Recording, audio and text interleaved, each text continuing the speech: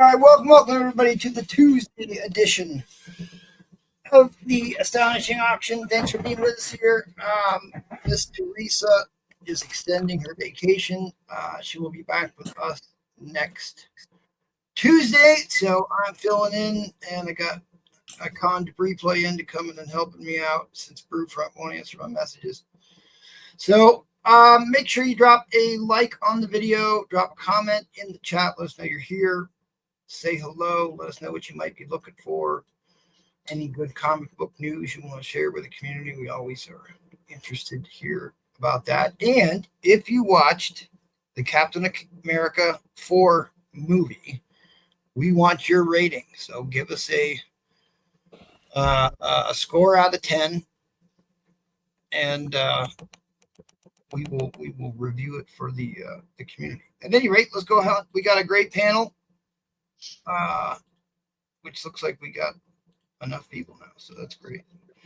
Just Dire Straits here for a moment.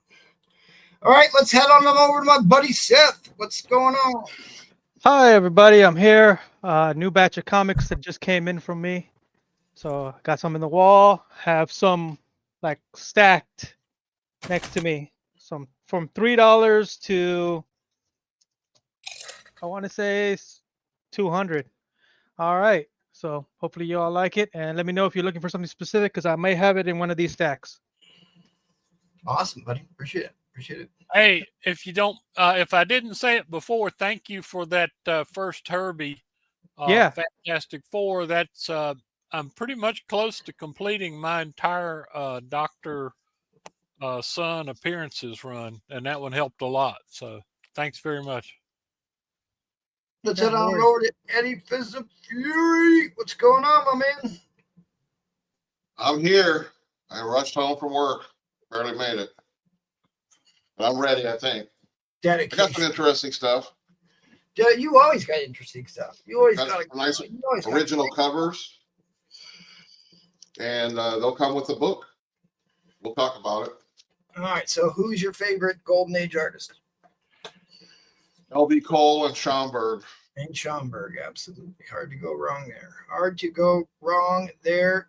Let's head on over. Who do I got next to the docket here? Let me check. Maddie Freeze is back with us this week. What's up, buddy? What's going on? It's good to be back. I know a little bit of a hiatus. I was drawing and doing stuff in the back, but I got a bunch of books ready to go tonight, a bunch of Maddie books. And then later on tonight will be my blank cover, which was the Poison Ivy. So you're going to want to stay tuned for that. And yeah, it should be a killer show. We got a great panel, and I'm ready to go. Awesome. I appreciate that. All right. Let's head on over to Philadelphia. Let him hurl some insult at the crowd. Sorry, guys. I'm just in the bullpen. I'm just here to hit buttons, throw insults. Professional. I'm not professional. I'm eating. I've been eating so much lately. I don't know why. I literally can't stop eating. But other than that, not much going on. So if you want to insult me in the chat, feel free. Say mean things to me. I'm just here to hit buttons and help out. There you go. I like it. All right, let's head. Oh, yeah, that's right. Look at this. Let's cue up his video here. What about Edwin? We'll get there. Who are you? And why do you summon me? Yeah.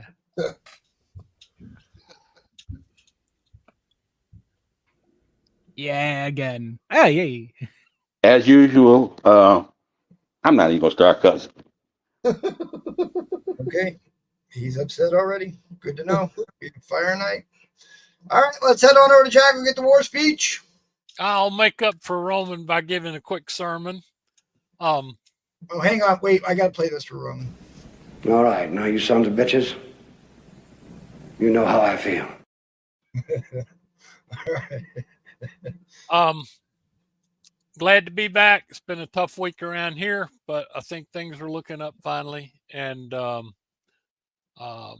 looking forward to tonight. Always enjoy comic book night in America. I think we've got a good panel tonight, some good books. I haven't been on that much, so I think I've got all new books out tonight. And Just hoping we have a good time. I'm inviting people right now, so if you get an invite, join us, folks. If you don't get an invite, join us. We love having a big crowd here, and we have a lot of fun. And I may even offer up a song tonight about the Submariner, my favorite. Who you? Why have you summoned me?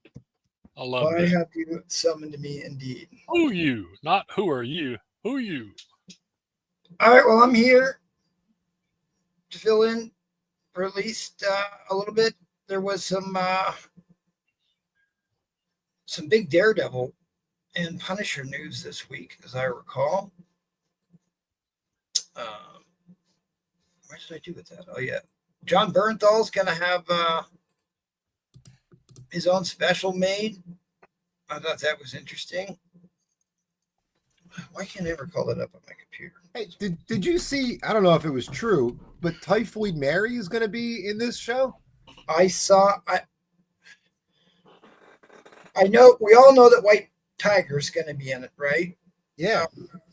And his gets a new girlfriend, I guess, the Heather girl. But most of it's all been about Punisher, but I have not heard about Typhoid Mary, but Matt Murdock's sister's going to be in this, is what I hear. I don't see anything on Key Collector about Typhoid Mary, but it's certainly plausible. Why not? I mean, I saw like a screenshot of a woman from the show, and it said Typhoid Mary, and she had red hair, and I was like, it kind of lines up. Kind of. It came right after that run was over. She came in on that Ramita run there, so right. It could line up. Well, if I remember right, Matt Murdock's a ginger, so his sister might be a ginger too. Yeah. When did he have to be in it? He never had a sister in the comic. He had a brother in the comic. No, he did. He did. A sister? His sister's first appearance is in. Hang on, let me look it up here. What? Wait, Matt Murdock had a brother? Who was it? Okay, all right, never mind. They are putting the Typhoid Mary book up on the Key Collector list. So I gotta know the answer to that one. They brought some guy into the book and said it was his brother. It made no sense. Are you talking about Mike Murdock? Oh, maybe I am. Yeah. Okay, Mike Murdock was just a yeah. Right, he pretend identical twin to Matt, and he was there for a year or so. Made no sense whatsoever. But I guess I didn't remember this correctly because it's in the Born Again series. He finds out that Sister Maggie is his mother. That, yes. I was remembering. Yes. So I think, whatever. I've heard good things that it is rather violent. It is rather gritty, which is different from all the other Marvel comedy movies. They've basically made everything a wacky comedy since Endgame. So it'll be interesting to see how that goes. So let us know if you guys are interested in that. Anything else you're looking for, we want to hear about it. I'll do housekeeping after we shout out the chat here. Gatekeeper's in the house. Good to see you, Gatekeeper. Austin Kyle is here in his black suit, Spider-Man avatar, GTK Comics. Yeah, sorry, buddy. I was late posting the video. Hey, Seth, you ready? Hey, Seth, you ready? They'll talk. Yeah, they'll talk to 9:30 if you don't say that.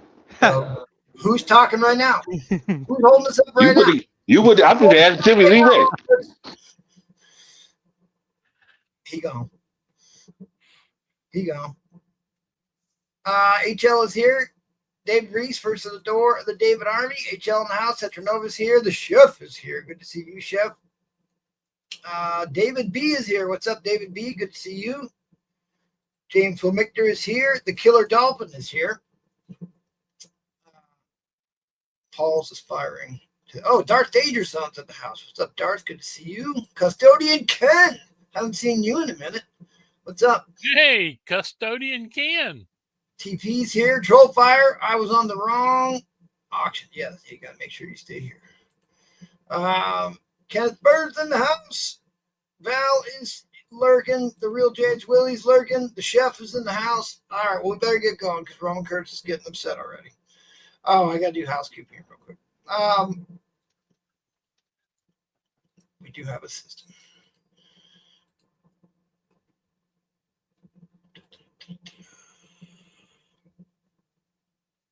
Why isn't this working? Okay, here we go. This Saturday is a spectacular slab auction hosted by Brewfront. So make sure you check that out. There is some slabs that are spectacular and maybe a white tiger or two. So come check that out. And then the weekend after that is the vintage comic auction. And I've got some banger books this vintage. And then the whale auction's the week after on the 15th. And then we'll probably do another pre-planned Pedro pop-up auction, I would imagine. And then the whole thing starts all over again. Go see our buddies over to Madhouse every Monday and Wednesday. If you want to sell, hit me up. We'll get you sorted out. I keep forgetting to put that. I can't find like the file that I made that image in originally to add the Vindicator Weapon Alpha half of that. But anyways, also if you're Canadian and want to sell, I'm trying to get more Canadians on here. So Tony Curtis, too busy chasing Paul around the carrier. He's a little worn out. Upset with me today. But anyways, please smash that like button. Please smash that like button.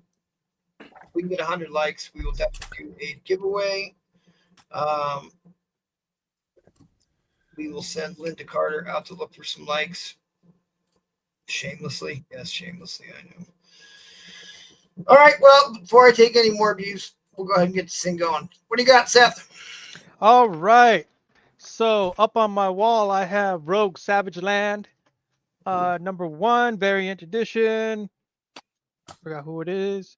$16. It is near mint. Come on, camera focus. There we go. Yeah, I saw that book is on the hot comic list. Yep. Interesting. $16 for that one. Have Silverhawks #1. I have 2 of them. I have a Mark Spears variant, the purple flame one, near mint, $20. I have another Silverhawks #1, near mint. Oh yeah, that's a beautiful book. $20. Who did that cover? No? Okay, you don't know. I just Linux. It says Linux. I have another Rogue Savage Land #1 variant. $25 for this one. The Savage. Rogue is Savage. Yep. I have Betty Page still in the black poly bag, near mint, $30. Betty Page #1.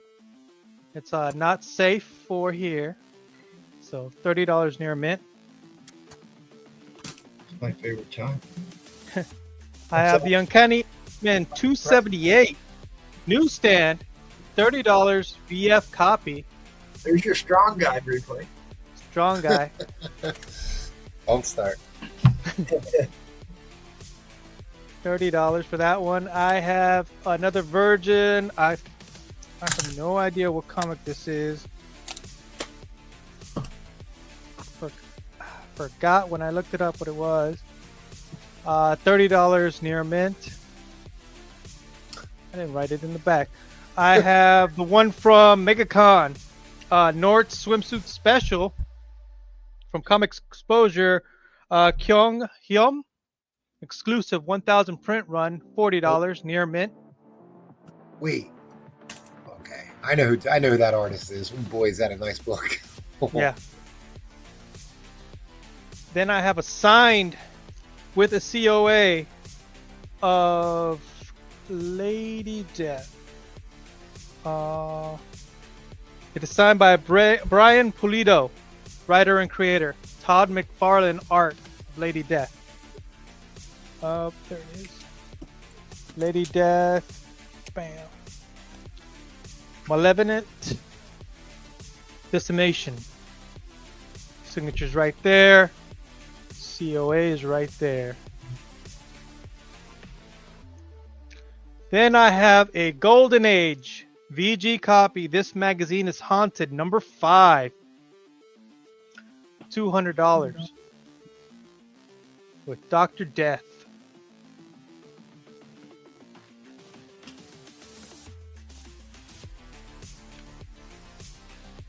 Perfect, because I have $3 comics here. Buy it now. I have Uncanny X-Men 279 newsstand VF copy.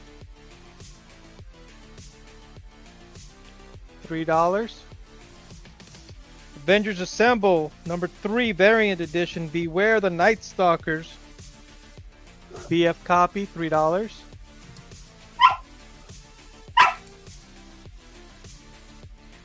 Ultimate Spider-Man #1 5th print. $3. A VF copy. Doll Parts, A Lovesick Tale #1 near mint. $3.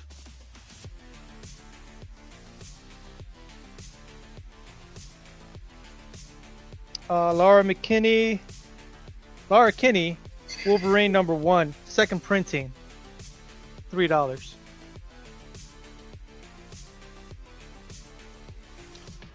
She-Hulk #2 second printing. VF minus $3. Oh, that's a great book. Yep. Could go more. I could do 200 for the pair of these. Wanted Harley Quinn, signed by David Nakayama. Both have COAs. 200 for the pair. All right, I guess that's it for my buy it now round. Going into the auction, starting off at $10. Spider-Man. I got you. All right, $10 starting bid. Yep, all four are in $10. So we have the Amazing Spider-Man black costume variant, number 50.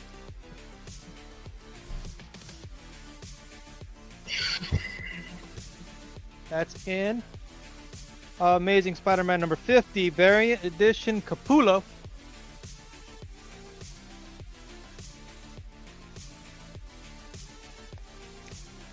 Ultimate Spider-Man number 2 Hickman run.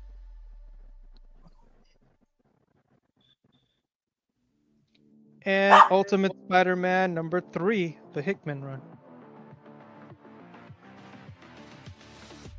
The Ultimate Spider-Mans are cover A's, first prints, and the variants are also first prints. So all four of these are in $10 right now.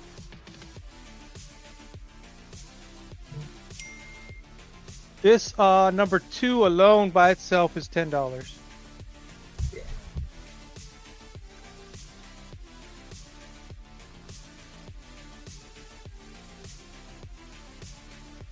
And we have number 3.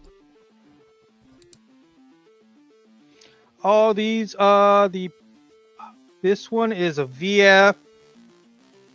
The number 2 is a near mint. It's only a VF for the number 3 because it needs cleaning, but there's no spine ticks. Just like there's no spine ticks on this one, just needs cleaning, so it's just a VF copy.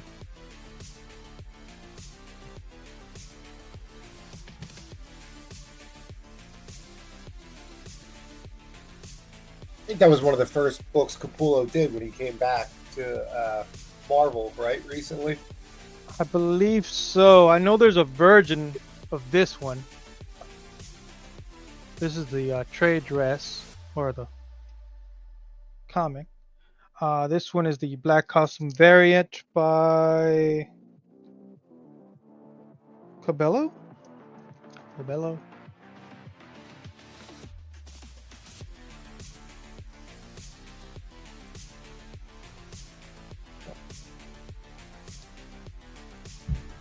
So let's do a little spine slide. $10 gets you all 4 of these.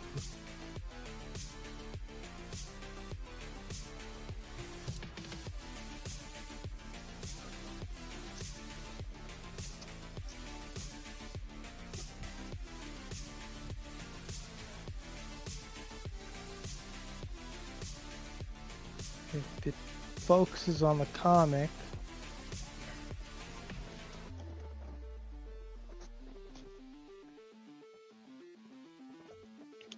We have these two.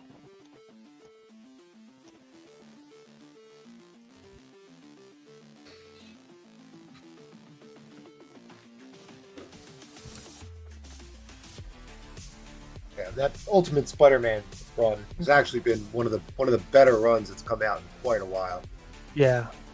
It's a really good read. Artwork's nice too. So you get number 3, 2, and the Amazing Spider-Man 50s. All these books, $10 right now so far.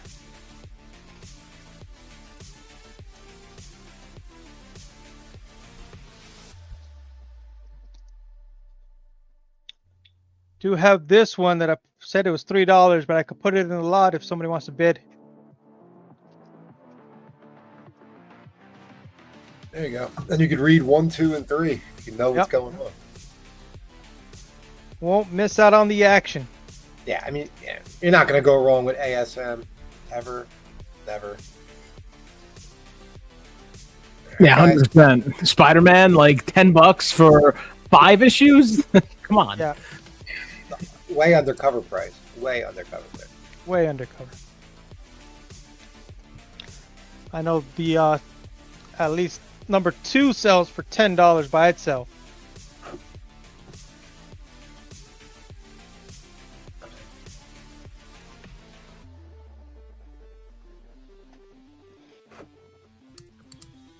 All right, guys, unless we get a bid in the next couple of seconds, I got to post the end line. So why can't I? All right, whatever. All right, guys, fair warning on the end line. I don't know what Brewfront's complaining about already. All right. All right. Thank you, Seth. No worries. See you next round. All right. All right, we are headed over to Eddie Fitzgerald. All right. Roma Curtis, can you go next? I don't want you to wait any longer. Okay, this is an original front cover that was used in the process of making this book. This is 1973, number 2, and it is Boy Commandos. And I'm going to include the book. This book is a F to a VF, and has a couple of spine ticks. I'm going to sell this whole package for $125. So this is an artist proof cover.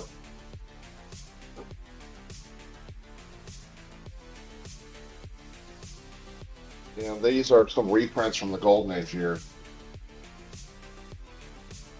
All right.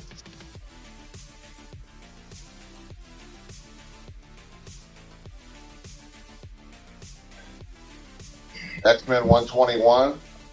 This is the first full appearance of the Alpha Flight.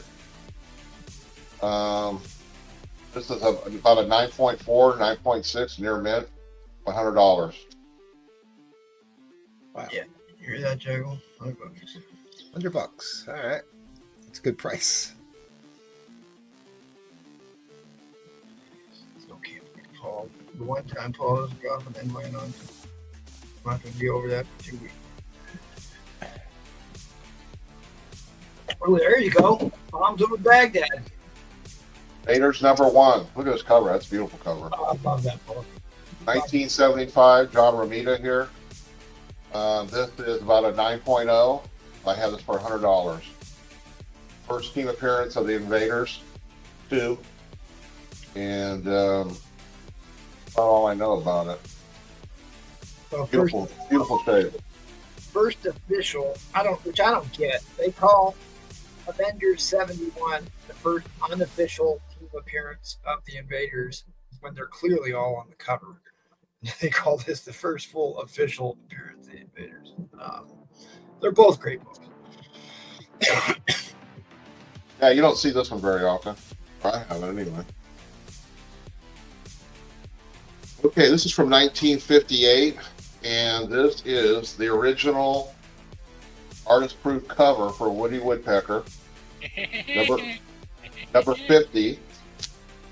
This is the one submitted and approved, and this was the cover. All the covers are made off this cover, and I'm including one of the books, and this is unusual because it has the guy's address where they mailed it to him, but it doesn't have a subscription crease. So I don't know how they got it to him, but Yeah, that's interesting. I rarely ever see this. Have you ever seen it? Well, the only other thing I could think of is if there was a label on something where the ink was still wet and they laid it on top of that book. Or if a label was wet, like they got something in the mail, it was wet, and they laid it on top of that comic book, that would transfer it. I mean, is the lettering backwards, or can you actually read it? I'm not sure how Gold Key mailed things, but I know DC made a big thing in the 70s of the fact that they had started mailing their books flat. It looks not backwards, and it's a label. Looks backwards to me, but no, you can read it. Yeah, that's interesting. No, I haven't seen that before. That's new.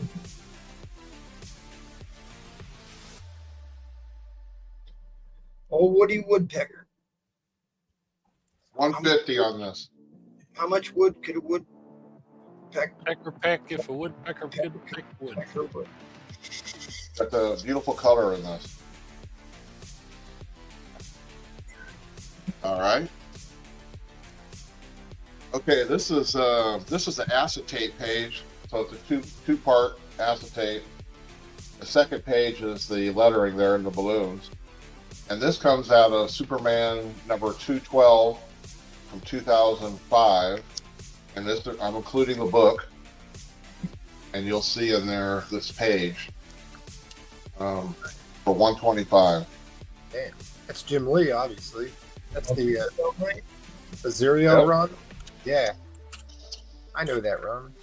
Yeah, it's the decal here on the top that I have closing it up, it says Jim Lee up there. So that's 125. Can you get an auction going here briefly? I gotta take this thing. Yeah, I want to go with this Vault of Evil. Yeah. I want to start this at 50. You got it. Assuming that's signed, huh? Yeah, it's signed by, what's his name? Plug? Mike Plug? Oh, okay. Ooh, Yeah. well,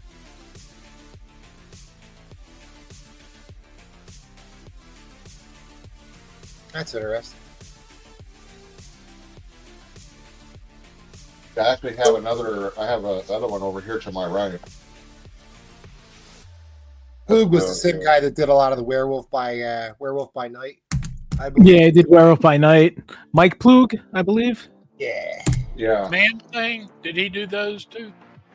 Yes, he did do Man Thing also. I know horror stuff, so I actually know these things. He was really good. I think he also did the Frankenstein 1 and 2. Frankenstein makes covers by sense. Marvel with Mike Plug. All right, I guys. believe that says Bruner on the bottom down there underneath the bed. So I imagine this is for what, Frank Bruner art, and then Plug what, internals? Yeah, I'm not sure. yeah, because it does say that at the bottom. I see that too. Oh, makes Yeah, sense. Frank Bruner. I would bet that's what Bruner that is.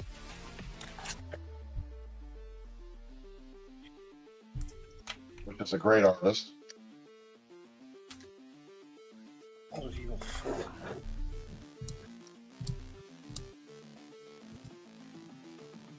Is that clock up to date?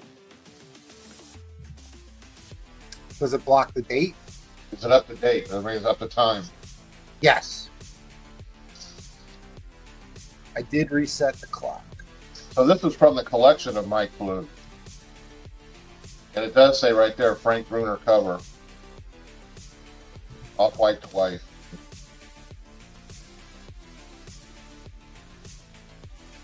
All right, guys. Starting bid $50 on a 9.0 copy of Vault of Evil 4 signed by Plug. Yeah, that makes no sense. I mean, a 9.0 this old Wait, and also signed at 50. Like, all right. What's the This age is number? very I didn't even look. Oh yeah, 1973. Damn. Okay, I'm gonna share my screen real quick, Go ahead. just so we know. I just wanted to look this up real fast, and I did. So I can put up a message.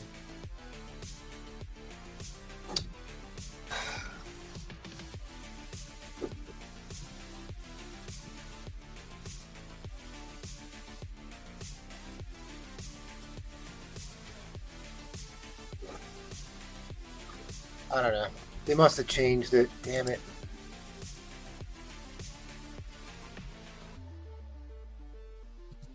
I'll have to figure it out. Sorry, Ed. What were you going to show? All right. Well, the price of this book, not signed. So that's a 9.0. There's only been a couple sales of this book. A 9.6 for $225. A 9.4 for $195. There's really no other slab sales that I can pull up, but this is a 9.0, so this is definitely worth over $100. I can tell you that.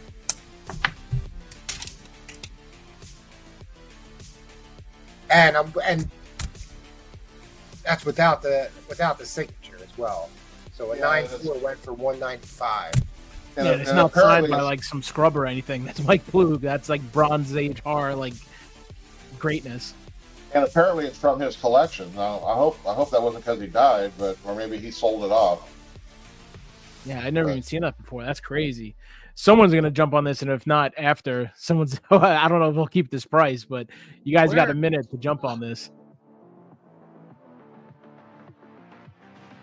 Some of you might have noticed I've been putting some stuff the up. YouTube auction up tonight. I guess maybe I've been sending people the wrong. I've been Today putting is some February books up. 25th, right? Yeah. Yep. Yeah. Gerald is in at 50. I Has will have to anybody run. tried to? Hello, Gerald. Oh, it says 3-2. I will have to run a 30-second clock just because it came in under the 1 minute mark, Jarl, just so you know. I can't, the sniping thing. So it did come in under the 1 minute, so I have to run an extra 30-second clock. Guys, like I just said, a 9.4 not signed and sold for $195. It's a 9.0 signed by Plug. Right now, it's going for $50. You sold me. Oh, Edwin's in at 51.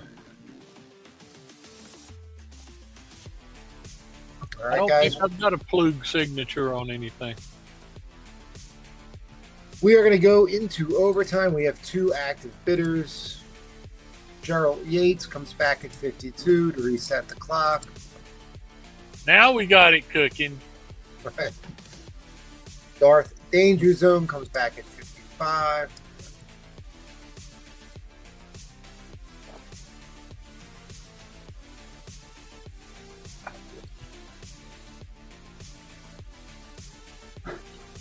Gerald back at 56.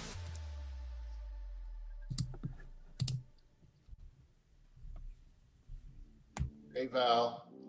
I see you. Have you ever looked to see what else happened to be in the Plug collection by any chance? Well, about 8 of them I have. Oh, okay. So Ed owns the collection.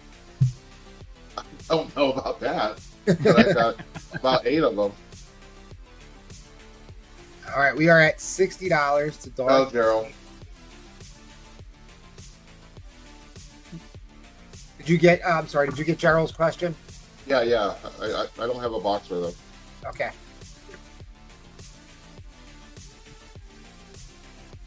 All right, we are at 61 to Gerald. Profile's here, right? Yeah. I just got one back. I got a box that I sent to you back in the mail. I'll resend it. I don't know what happened.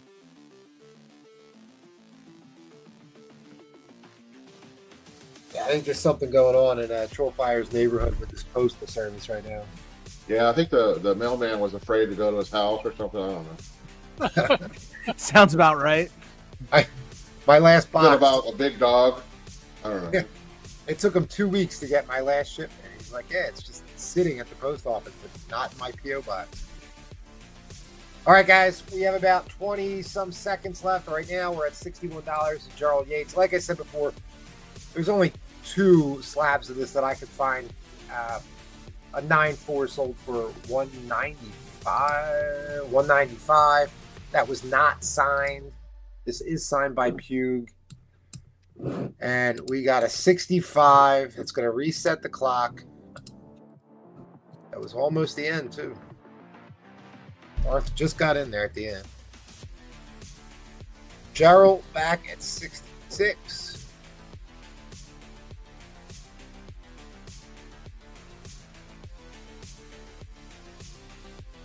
I gotta figure out why I can't share my screen all of a sudden.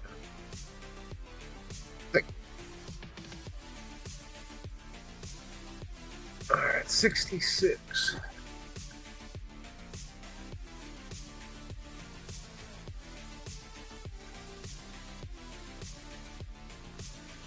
It's got a lot going for it. I'm glad that I discovered this Frank Bruner stuff right here because that is that's a great artist right there. All right, so we're at 71. Resets the clock again. Gerald's putting me to work here, hitting buttons. Work 'em, Gerald. Let's go. Do you all report to CGC when you sell slabs? Austin, Kyle, no, we do not. You wouldn't report it to CGC, and we don't report it to Cover Price or any of the websites. Yeah, no, we do not report it. 76 to Gerald. We're going to reset.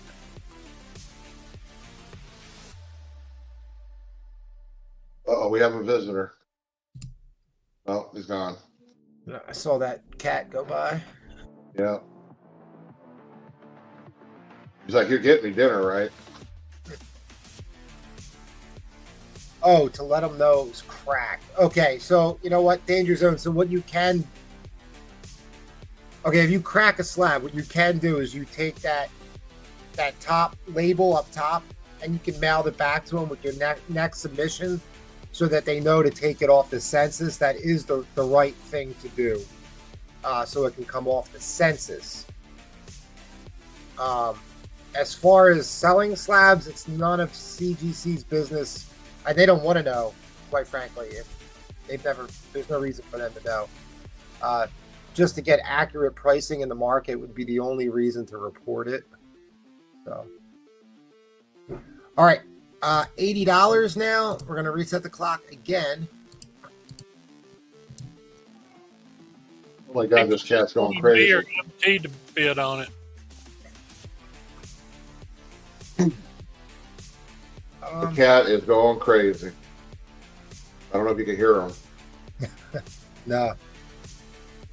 He's got a 7-foot tree. You can see his tail right there. 7-foot tree that's extra big because he weighs 26 pounds. And he runs up the side of it instead of going through all the holes right to the top. And then jumps off onto the floor and runs down the hallway. Craziest thing. You have one cat or two? Two. The other one's 18 years old, a girl. Wow. I have to keep him from beating the shit out of her sometimes. Oh my goodness. Yeah, it happens. Same here. Is that That's a cat? All right, guys, we are at $80. We have 7 seconds left. I will be dropping the end line quickly here. And we are at 81. Gerald Yates making me hit more buttons. He's getting in there right at the end. 81 to Gerald. Okay, Austin, I It's like will. a bobcat, but it's a what they call it, Maine Coon cat. The largest domestic breed cat in America. Very loving, but I'll tell you what, another cat comes along, it's not. Not afraid of any dog, I'll tell you that.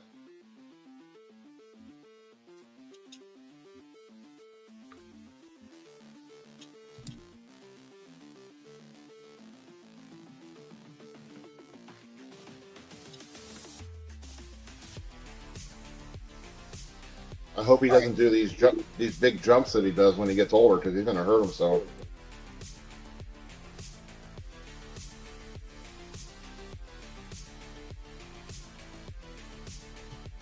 I don't know what the hell's going on here. Oh, you can see my screen now. All right, guys. Fair warning on the end line. Fair warning on the end line. Got 2, 1. Sorry, guys. I'm trying to figure out how to share my screen, and that is your end line. Let me get out of this. Okay, so let's see. Who got it? Gerald Yates got it, I do believe. 81. Okay, got it.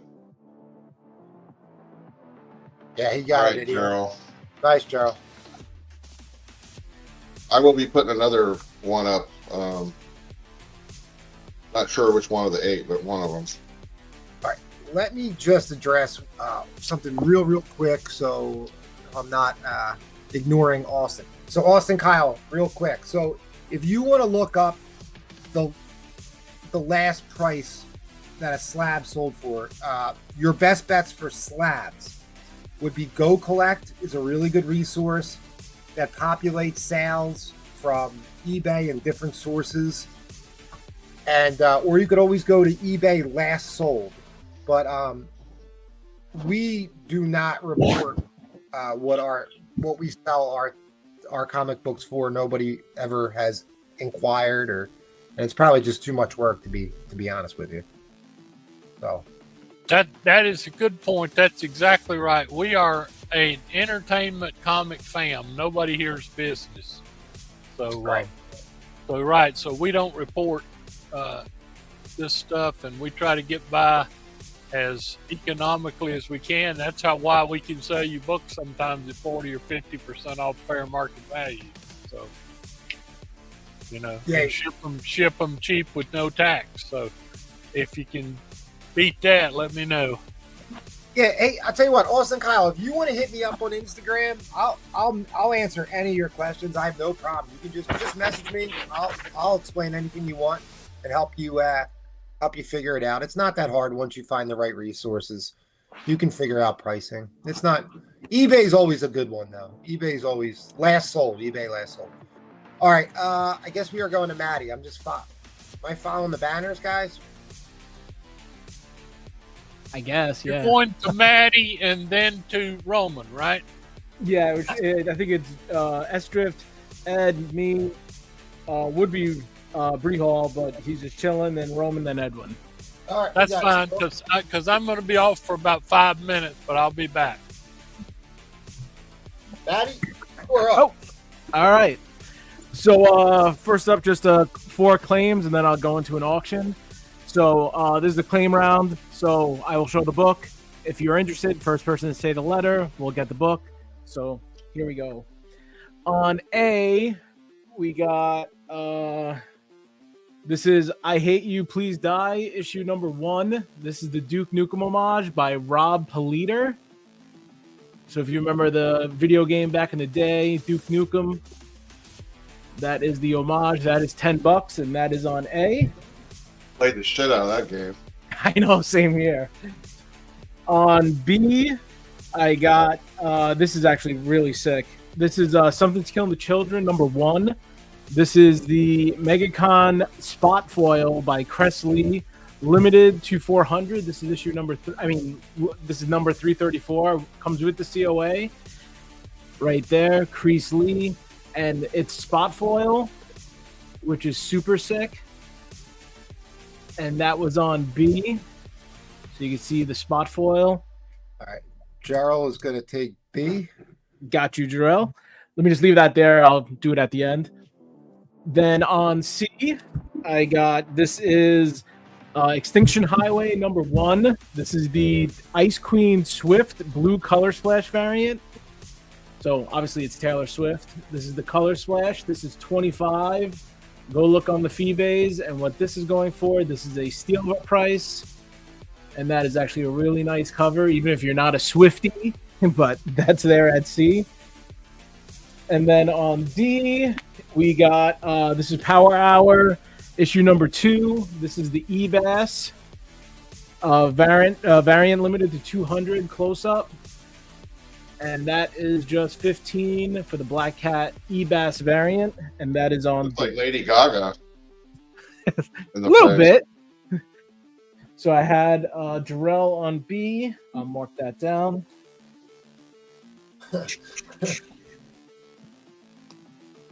Super Bowl. Yeah, so I'm laughing. All right, mark that down. Got you, Jarrell, on the Something to Tell the Children. Sick pickup. And then I'll just leave that there for a second, or I'll put one more book up. Let me see what I can grab from my little box here. Peekaboo. It is a weirdo book. This is Gorkum Demir variant. This is the Department of Truth issue number 11. This is the Salt Bay, limited to 500 when that was a thing. And Where that the hell is do you just find 10 these at? and that's gonna be on B. Look, if the book is, as I would say, strange and unique, I go for it. Dot bin. What's dot bin mean? Oh, that's Department of Truth. Okay. Got you, right. Jarrell. Gotcha. And he's going to take A as well, so A and B. Gotcha.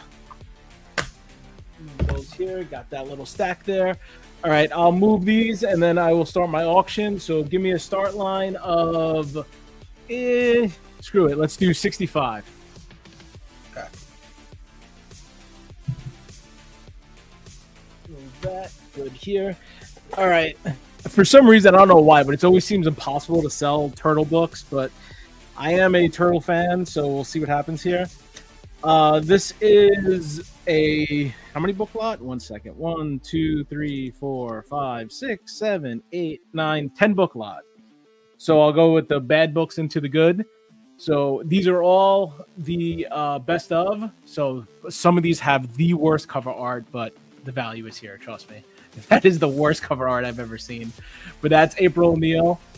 So that, and these are all thick, if you have no idea. So that's number 1. They're all number 1. So that's the best of April O'Neil, best of Rat King,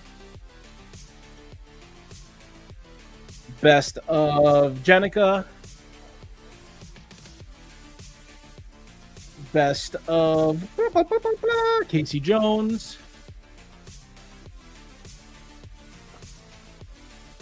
Shredder,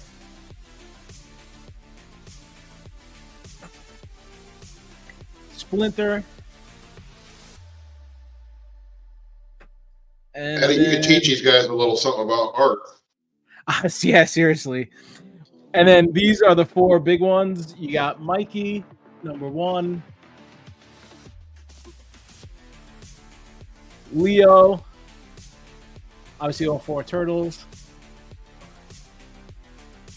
Donnie.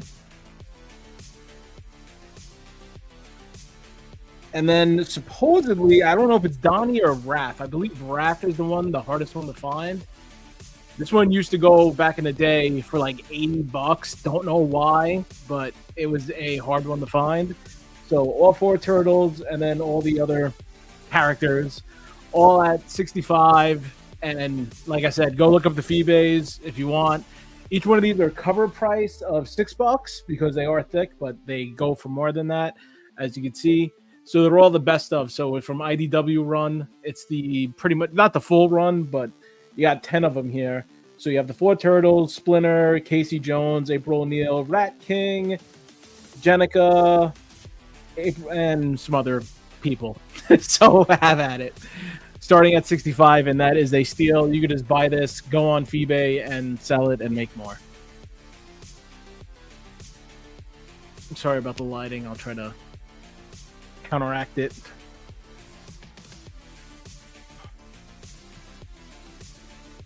Yeah, the April O'Neil, the art is so bad. Like, some of these are really, really bad.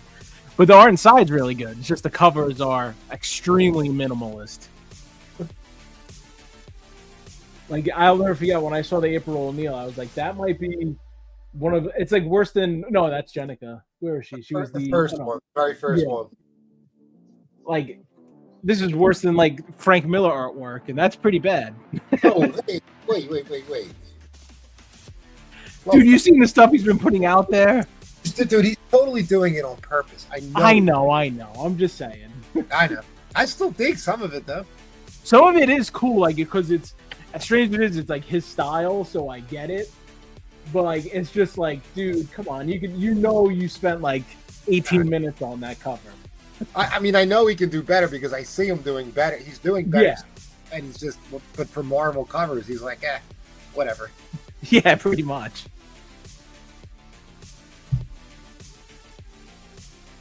I try Spider-Flint. Oh, plus Spider-Flint, did you get mail yet? Probably not. It's only Tuesday, but let me know if you got mail. So again, these are all in right now. 10 covers. 10 comics. And like I said, I don't know why, but Turtles are a hard sell. Yeah, they are. I don't get it. Like for me, when I first came in comics back in forever, Turtles was the reason I was into comics. Yeah, dude. I sold some Mirage stuff. Oh god, way too cheap. Way too cheap. Yeah, horrible. I had Teen Mutant Ninja Turtles #1 when I was a kid. Oh wow. Yeah, and God knows where it went, but I remember having it. I remember going to a place. There was a place by me. It was called Garden State News. It was a New Jersey thing, and went there, got it, and I fell in love with it right off the rip. And I was a kid. I didn't keep good condition of it, but God knows where it went. But I remember having it. You think it was like a second or third print, maybe? I have no idea. It might have. Honestly, I don't know the print. It could have been. It was way before the hype, so it was like no one knew what the Turtles was when I got it. So like, I just saw the cover. I was a kid. I was like, ooh, lizards and turtles and monsters, and I was like, oh, cool, I want it. And I'm pretty sure it was. I remember the cover vaguely, but I remember the inside 100%. So I remember reading that, and that's about it. Yeah, probably second or third print. They're worth money, a lot of money. Yeah. All right, guys. Unless I get a bid in about a second, I am dropping the end line. Fair warning on the end line. All right, Maddie. Thank you very much. Stay tuned because next round it's coming. Nice. Again, thank you. Well, all right. I think it's going to be Roman. I believe so. Roman.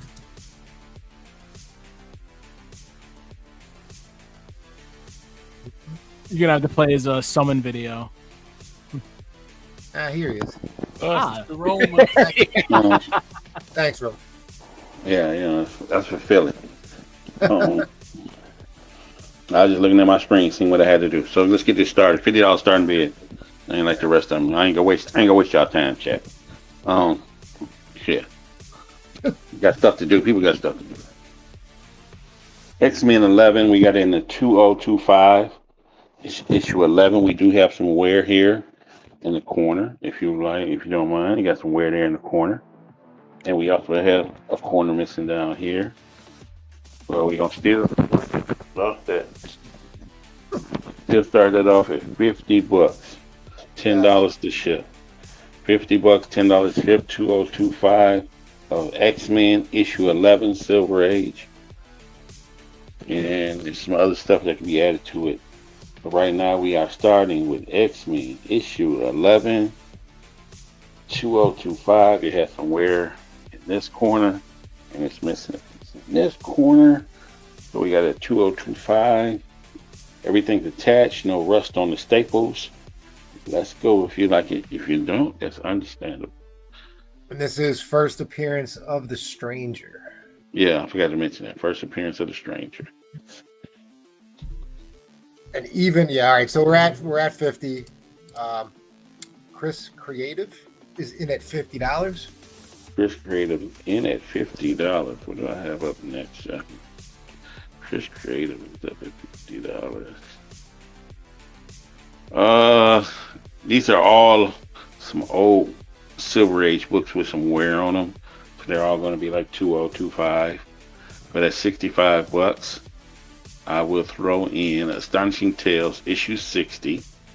The good thing about all these books, everything's attached and there's no rust on the staples, but they got the usual wear and tear of a book that age. So issue 60 is the reprint of Hawk issue 6, and it's also the first time Hawk appeared in Astonishing Tales at $65. That can come in. That can come in. Nice. That is nice. It's a 2025. All these books I'm about to show are low grade, but they're Silver Age and they're keys at least. So right now we have X-Men issue 11 in at $50. The first appearance of the Stranger, we get the at 2025. The next book that will come in at $65 is Tales to Astonish issue 60. Is the reprint of Hawk's issue 6 and the first appearance of Hawk in the series. That looks nicer than 2.5. It's got the creases in it, as you can see. Oh, I see. Okay. Yeah. That's why I got it so low. Don't want to, get the people all hyped. But everything's attached. Hey, I love that book. That is everything. Everything is it's pretty low grade. So I don't want to get the people too over. Have the people over. That's the best way to be. But I mean, that really looks good. Oh. What else? If you don't want this one, because I got all these together, the other one I'll put in at $65 is Strange Tales 130. That is the third appearance of Darmutu, the purity of the Human Torch and the Thing doing the Beatles that you can see there on the front cover. It's the third appearance of Darmutu. I can't always mess up his name. Where's my notebook? It's somebody else. Oh, I definitely not even gonna try to. Oh, hell no. All three of them in. $45. Here's all three of them. So we'll I stay under 100 for all three. At $45, you will get the Tales to Astonish 60. That is the Hawk. The first appearance of Hawk in Astonishing Tales, reprint of the Hawk 6. You will get the third appearance of Darmutu, that in the parody of the Hawk and the Thing doing the Beatles. And you would get Journey in the Mystery, issue 113, The Origin of Loki. Oh. And is the Strange Tales also about a 2.5? All of them I got 2025. All right.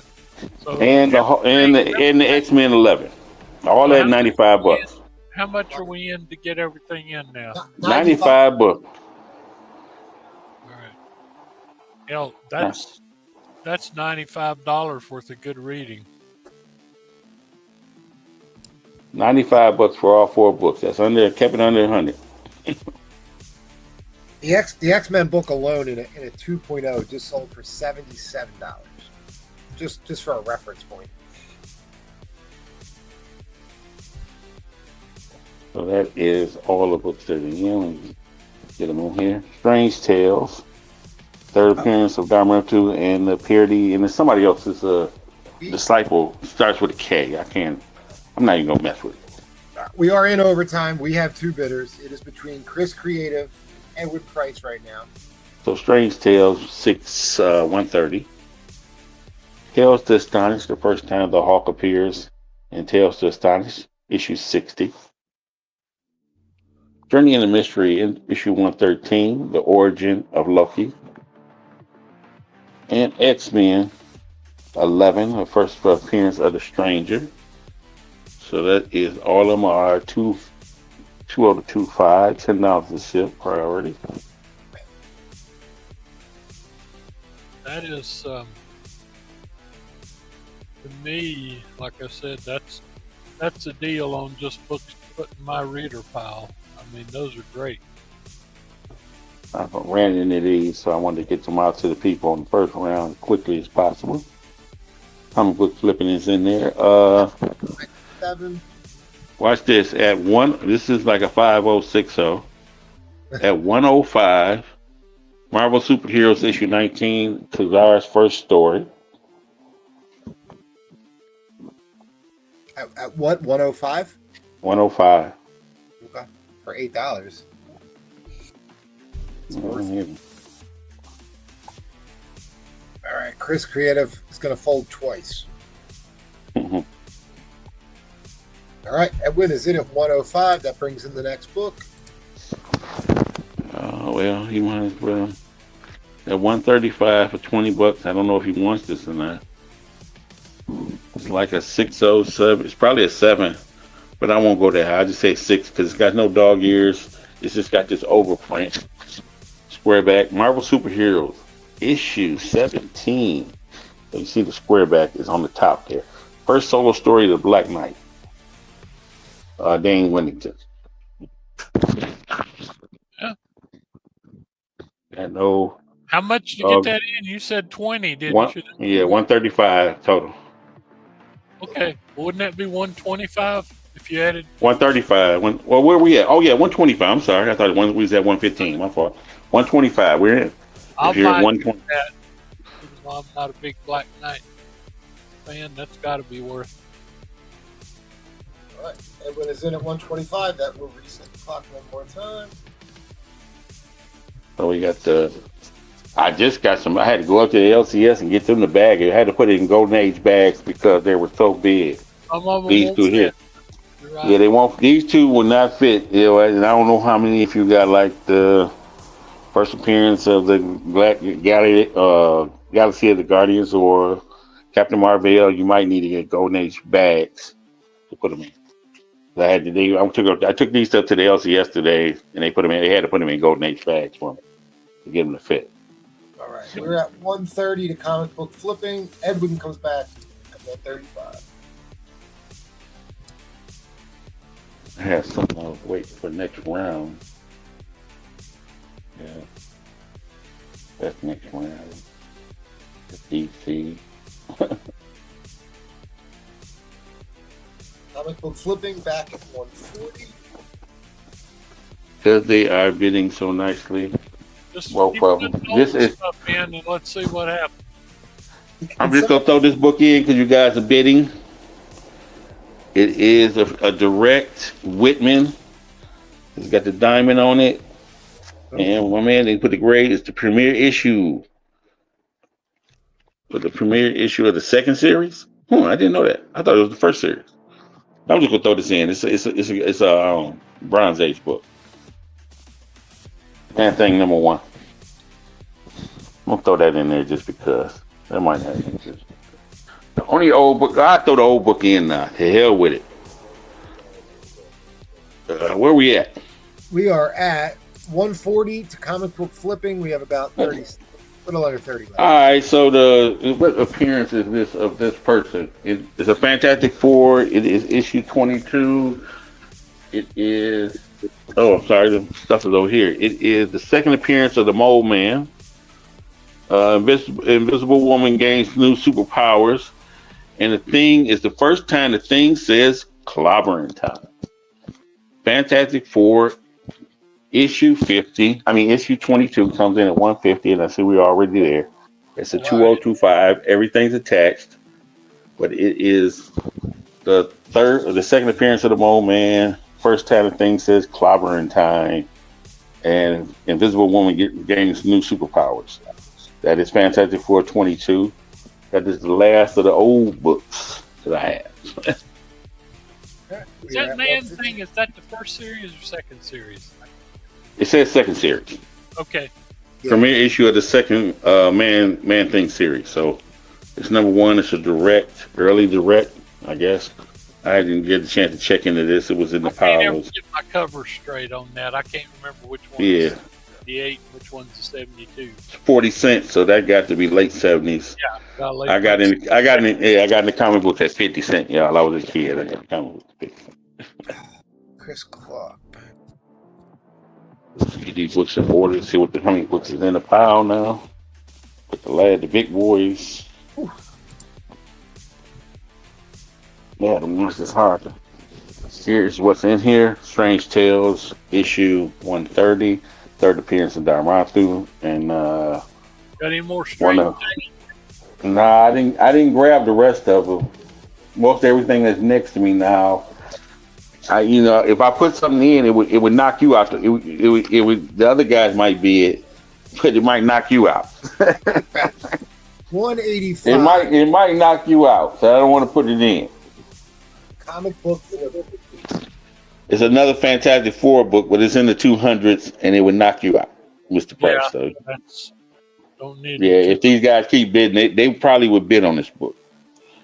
Because of the new movie, you guys might bid on this book. That's the first Herbie, isn't it? Yeah, first Herbie, and Wait, it's the first Herbie? yeah. Throw it in. Throw it in, huh? At 200, the first Herbie comes in. What is it? I bought it for, look, you see, I bought it for $15. I'll make y'all pay. And it's one of my favorite artists of all time. It's the first John Byrne artwork on FF. So it's the first Herbie and the first, and that's a sneaky book too, because you don't know that he invents Herbie, and then Herbie is immediately taken over by Dr. Sun, and they don't realize it.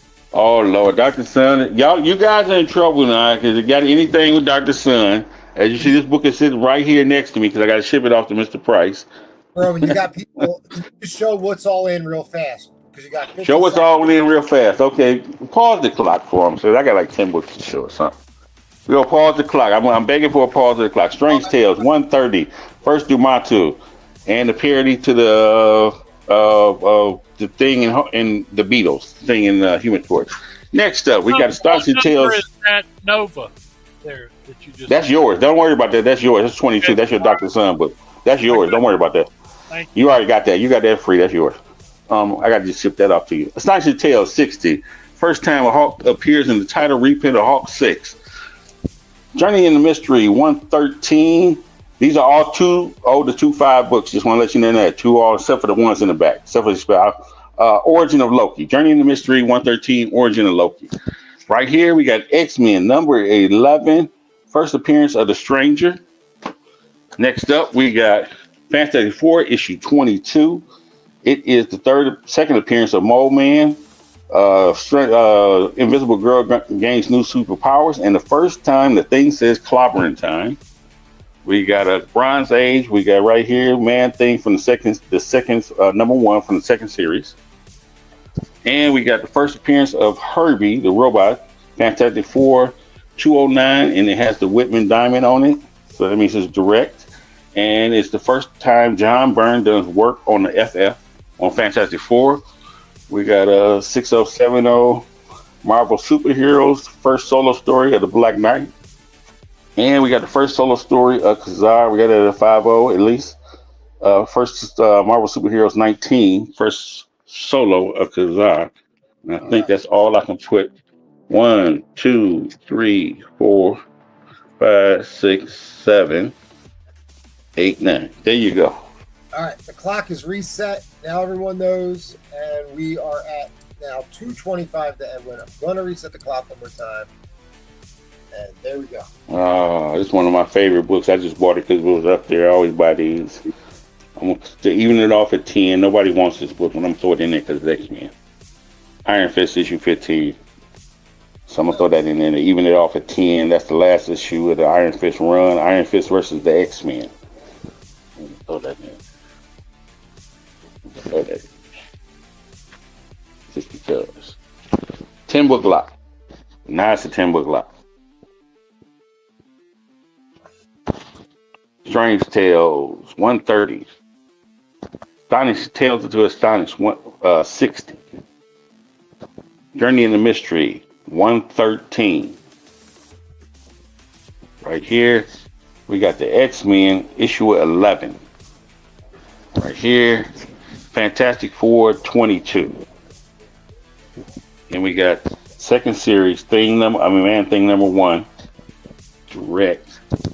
Right here we have Fantastic Four It's a direct first appearance of Herbie and the first time John Burns done his work. All right, gotta drop the end line. Let's take another bid right now. Gotta drop the end line. Fair warning, everybody. All right. All right, that is the end line.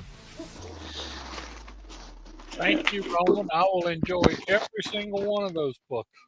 And your prize that comes with it. Thank you. Thank you very much. That's your book. That was your book anyway. There you go. I appreciate it. I need to mark that one off my list. Which one was that? 16? 22. 22. Okay. Yep. 22. You marked 22 off your list now. 22 off my list now. That's good. Thank you. All right. All right. Well, Roman, thank you very much. All righty. See you guys next round. I had something ready. Thank you, buddy. All right. All right, Edwin. Oh no. I'm up at that. Okay. I really appreciate that. I love those type books, and about half of them, like I said, I'll put in my private reader collection. I didn't think you would want that Herbie. Yeah, Herbie, believe it or not, is tied into the Doctor Son. I do have one already, but I'll always take one of those. For people, yeah, it was a nice copy. Back in the 70s, Herbie came in because somehow they were doing a cartoon series and they lost the rights to the Human Torch. So for a while, it was just the Thing, Mr. Fantastic, the Invisible Woman, and Herbie took the Human Torch place, and it didn't go over very well. When they put him in the book, he didn't run, but like I'm trying to think. Gosh, it wasn't but about 7 or 8 issues. This is pretty high grade here. Pretty high grade Herbie here, so you should be happy with that. Good. Thank you. Okay. I've got virtually all new stuff tonight. If anybody sees anything that they're interested in, let me know. I'm always willing to make a little bit of deals as long as I don't go broke. But I've got some interesting stuff. I actually do have 2 Mark Jewelers tonight, too. These 2 Avengers are actually Mark Jewelers. I can't seem to find Mark Jewelers anymore. But I got those. And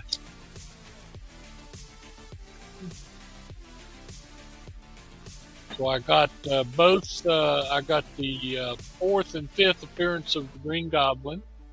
I got the first Norman Osborn. I got the final Ditko. I got 2 Avengers Mark Jewelers. I got a very pricey book here. If anybody bothers to look this up, this is about $600 in mid grade.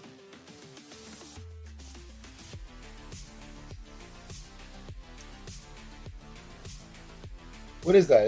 Is there a first appearance in that? I have no idea. This is 126. I think it's the first Clea.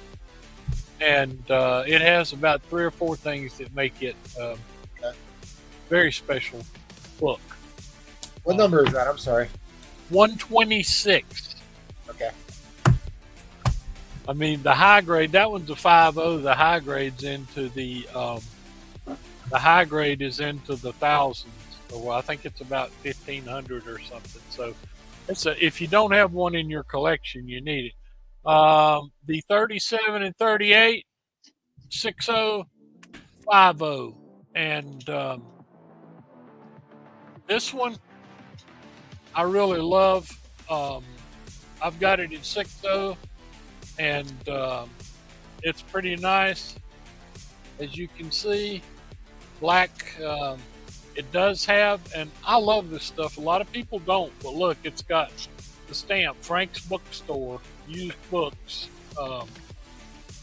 Independence Avenue, or whatever. They used to do books like that back in the day. But this is it's a nice 6.0. This one, I've got it 5.0. It would be a lot more, except it has a little piece out here and about a quarter place off the back. But Look at the spine on this one, and this is the final Ditko. So 5060, make me an offer if you're interested. These are two great. This one, like I said, first Norman Osborn, final Ditko. Hey Edwin, that's Strange Towel. Yes. It's first appearance of Klee and Dormammu. Dormammu, yeah. There we go. Yeah, I told you it had, it has some really very important. This is one of the most expensive Strange Tales in that area. I think it's worth more than the 135, the first Nick Fury. But Hey, Edwin, yes, if nobody takes it, I'll take it. okay, all right, very well. All right, well, I can go ahead and start a auction if you're Yes. Okay. ready. Yep. What's your price? All right. I'm just going to start. I've got a pretty nice store here. 12 center, really nice cover. Jack Kirby, Stan Lee, 143, about a 7.0. Let's just start it at $1. What the heck? Got it.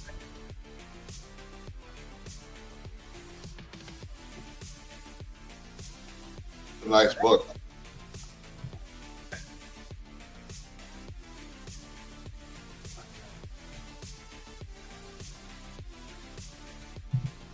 All right, we are at $10. Austin Kyle. Then Killer Dolphins comes back. $11. I've always loved this one. This one is the 5th Green Goblin. And they've got Spider-Man all tied up, and it's the death of the Crime Master 2.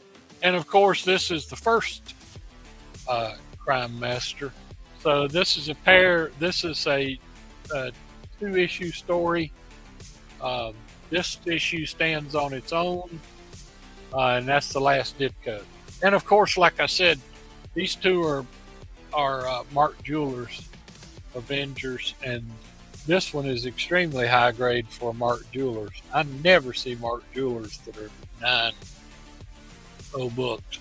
I mean, I was around when at the Naval Exchange when they were buying those, and people carried them in their pockets and stuff, you know.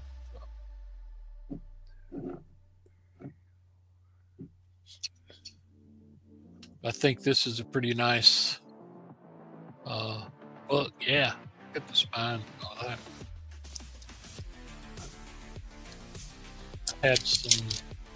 I managed to get a hold of a few Thors. I think I've sold just about all of them. Looks pretty good. Pretty nice. Yep. Little wear at the top. Pretty nice pages. Nice pages. There's Volstagg. Yeah, nice pages. Oh yeah. Very nice.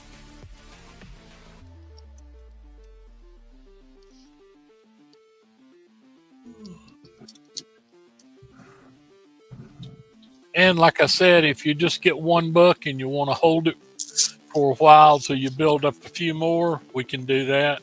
A lot of people like to build up until they've got a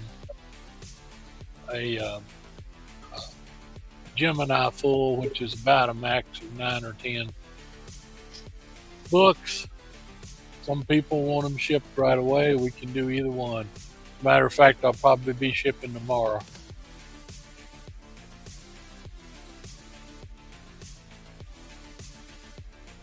All right, Ed Crazies comes back at 20.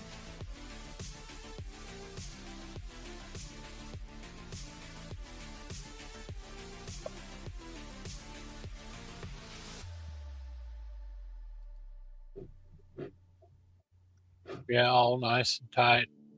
Staples. Spine looks really good.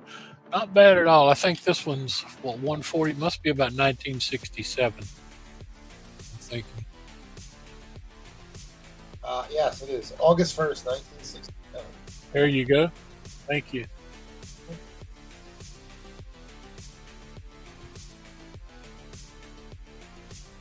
I can't, like I said, I've always had a particular love for this book. Last Ditko. Never another Ditko Spider-Man, even though he lived basically another 55 years or whatever. He never took pen and pencil to Spider-Man or Doctor Strange again. That's it. That is it. Man, nobody even And asked. and he just wouldn't do it because Marvel hired him back when Jim Shooter and Archie Goodwin took over at Marvel. Ditko was hired back, and he did everything. He did Daredevil, Hulk, Fantastic Four, Rom, Machine Man. I mean, but he would not do Spider-Man or Doctor Strange.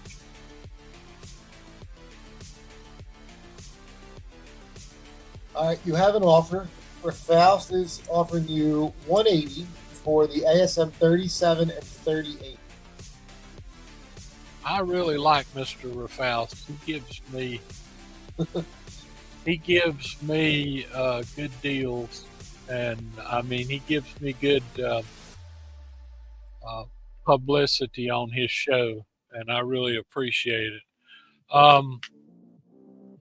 Let me think what I've got. That'd be 35 off.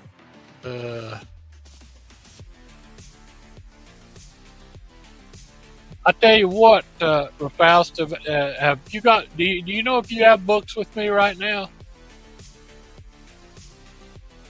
Anyway, if you don't have books with me right now,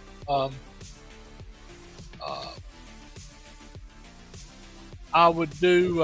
I'll do if you don't have books with me right now. He does. He has 2 books. Oh, okay. You have 2 Tomb of Dracula. Okay, I tell you what, that's great. You have 2 books with me. I was going to say 200, but if you have books with me now, I'll do 190, and that's about break even for me on those. If you can do that. All right, and that was our end line. So I didn't want to Okay. interrupt. The end line did come down. Ed did take that for $20.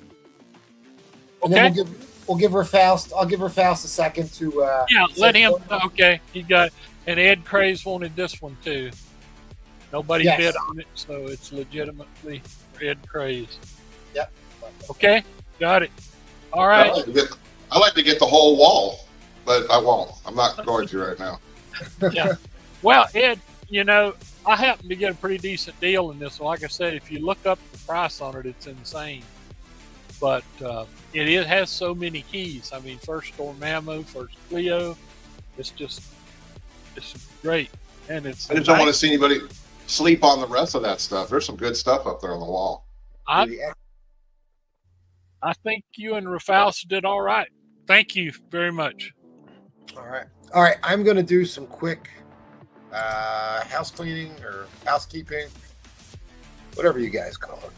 You could come clean my house. I am not coming to California to clean your house, Ed. But I will sit up straight, Ed. Thank you. All right, you're welcome. Affordable auction. That's the auction we're doing right now. Every Tuesday, Thursday, and Sunday, 8:30 Eastern, or maybe 8:41 Eastern, somewhere in there.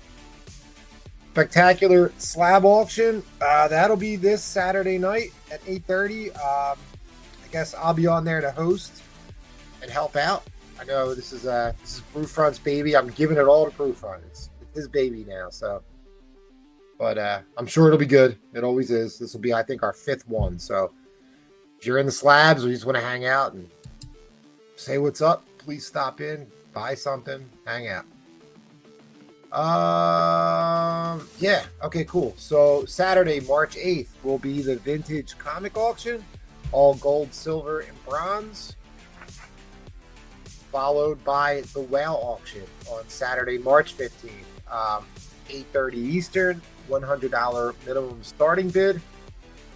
According to my math, following Saturday would be March 22nd. That would be Paul's pop-up auction. I just don't have a slide for it. Check out our friends at Madhouse. They do an auction very similar to what we're doing right now on Mondays and Wednesdays. I do believe that time is wrong. I think they start at 9 o'clock, but Not positive. Last but not least, if you want to come on and sell comic books, reach out to MT. Let him know. All right. Seth, you are up.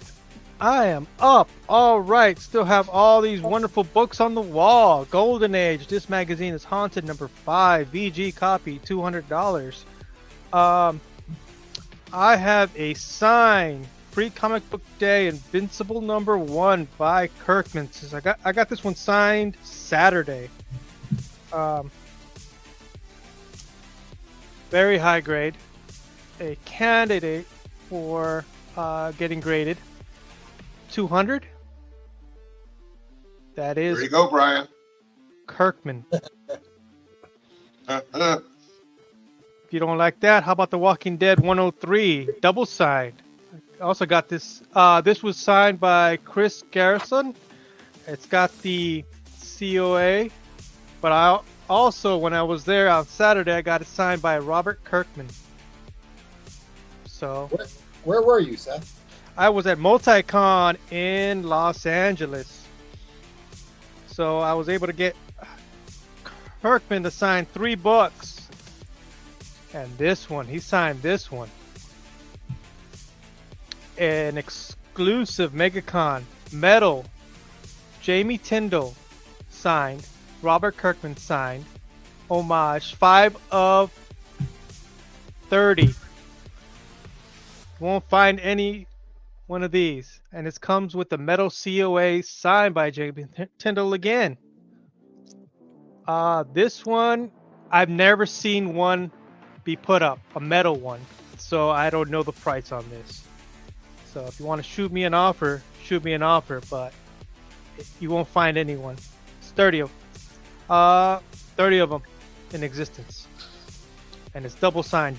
Jamie Tyndall and Robert Kirkman. Got a Deadpool Merc with a Mouth number 7, second printing, signed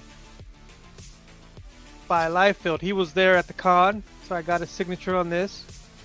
High grade, 200. This one will be Blood Strike, the Rub the Blood variant, Rub the Blood number 1. Signed by Liefeld. So I can do this one for 75. High grade. My other buy nows. $4. These Wonder Woman, Absolute Wonder Woman number 3, $4 near mint. I have 3 of those, so $4 each. I have Silverhawks number 1, the standard cover A, $4.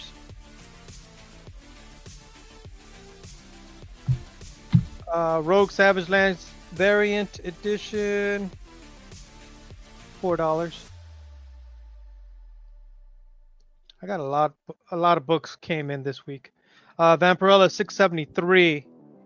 I forgot who did the cover, but it's $4 near mint. Oh. Nice cover. Yep.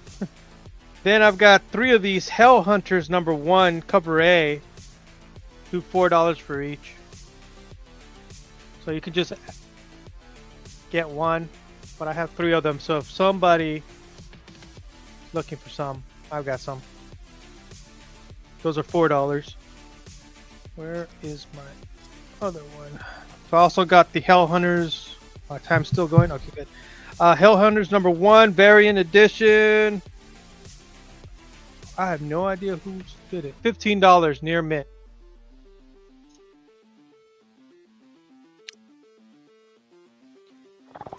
I got a Magic number 1 by Anacleto. I know who that is. $15. 1 in 25. Near mint. I have a newsstand X-Men 209 VF copy. $10 VF. Also have Ultimate Universe number 1 year in, number 1. Near mint, $10. All right, Seth, you do have a question. The Invincible that was signed, it looked like you had two to me. You had the Kirkman signed. Jamie Tindall and Robert Kirkman. So that's a female version of Invincible. Yep. Yeah. That's cool, actually. Yeah. I can't believe he signed it. I asked if he would sign an homage, the gender bent character of his, and he said no restrictions. I'm like, all right. And this is the Invincible Free Comic Book Day number 1. And how much was that one? I'm sorry. This one's 200. Okay. It is very high grade. No ticks, no nothing. Brian's mouth is watering. Well, I'm actually. I wish I would have known Seth was going to get stuff signed by Kirkman because I would have sent him some. Well, Ooh, there you go. came in the last minute. Oh, he did? Yeah, like 5 days before it was announced, he was on the second wave. Okay. I was supposed to get Kevin Smith, but he arrived late. Yeah. All right, Seth. And one more question. What's up? Can we see that Catwoman book again, real quick? It says print run of 1,000. Yeah, Maddie Freeze. Is that the artist I think it is? If you're here, Maddie. It's Yes, it is. It Yum. is. I know. Yep. Dude. Oh. What a book. That is a great book. All right, I saw it. I believe it does set it Trollfire. If you look it up, 9.8 sold for like four and something for a free comic book day. Signed. All right. All right, so let's go into the auction. We're gonna start it off at $1. $1. $1. All right. You're good to go, buddy. All right, so it is Gen 13 lot. Starts off $1. 7 comics. Volume 2. Gen 13 number 1.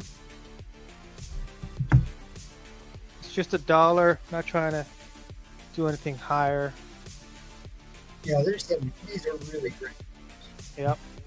Some really good art. We need to close up on them. I mean, the box is there. In the box. What's in the box? Right there. Where is it? Oh, I lost it. Call me the Titty King. You got number 3. So you got 1 through 7. Just so everybody knows. That's probably one of the best covers in that run. Yep. I don't know. There's another cover that's coming up.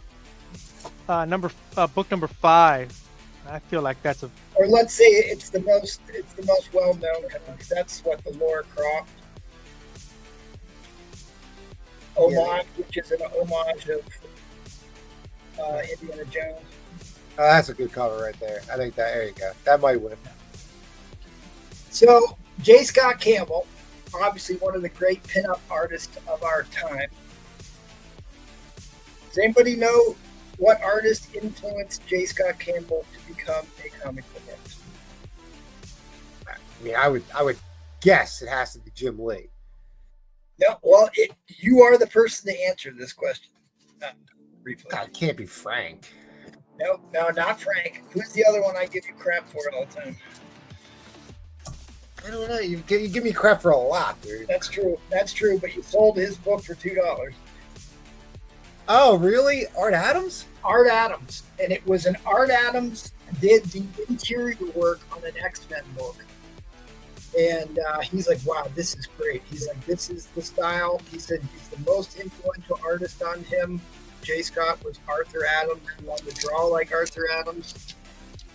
And I think J. Scott might actually be a little bit better than Arthur Adams. But you know who else? Alex Ross said the same thing about Art Adams, believe it or not. Go figure. I mean, but Keeper in at 5. Huge. So this Gen 13, I own 2 sets of these. This is how much I like the Gen 13 run. Yeah. Because this is basically early J. Scott establishing his art style back when Image was the place to be for up and coming young artists, that they broke away from the big two. There's a cool documentary on the founding of Image Comics with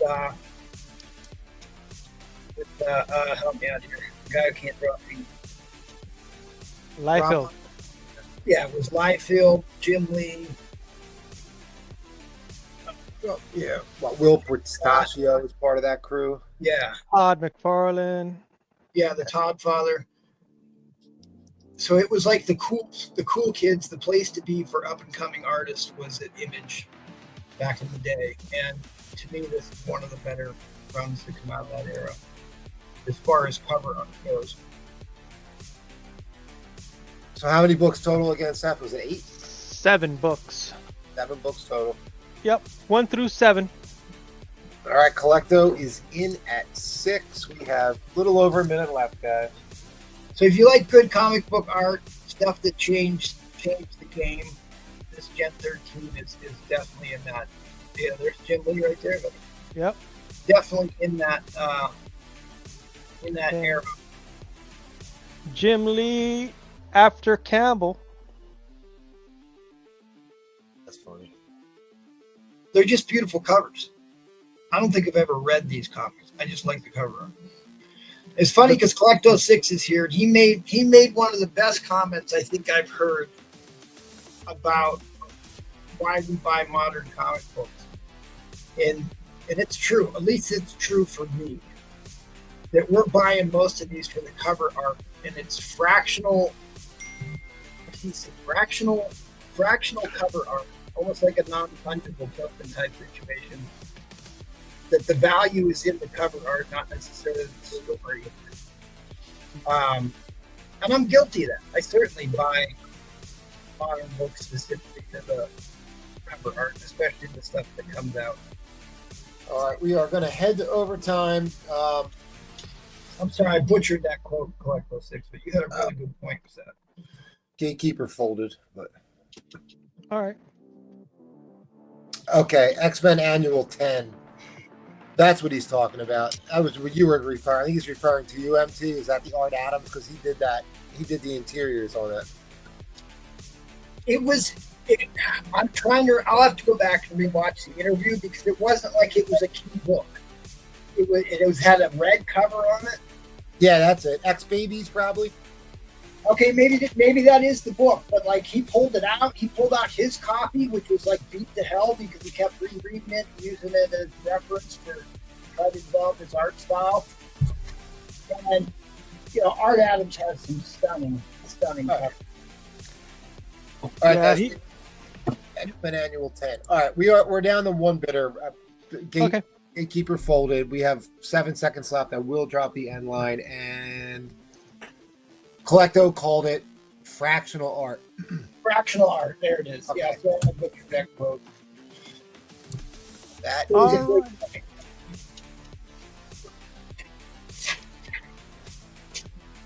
yeah, fractional art. That makes sense. All right, Collecto, I got you. $10. Great grab. All right, Seth. See you next round. Thanks, buddy. All right, we are going to go to Ed Craves. I think the Platinum Age is all about the cover too, as well. I mean, there's some great stories in there, but not a lot of internal art. Okay, let's see here. Absolutely, those Platinum and Golden Age books, like the dawning of the imagery and sci-fi, I find that stuff ultimately fascinating. You can see the grade on it. There's a timer in the way. It's like, what is the genesis of the idea that became the comic book industry, the sci-fi superhero horror genre came out of that era? Hey, Doc Cop, what's up? Oh, shit, I got to ship Doc Cop a book right now. X-Men 16. This is about a 5.5. This is Kirby art for 180. I have this on my IG, some detailed pictures of it. My camera just will not zoom in on the spines. I took pictures of it. It's on my IG. This is double boarded Mylar with micro chamber paper. This is 180. If you want to take a look at the pictures there, go ahead.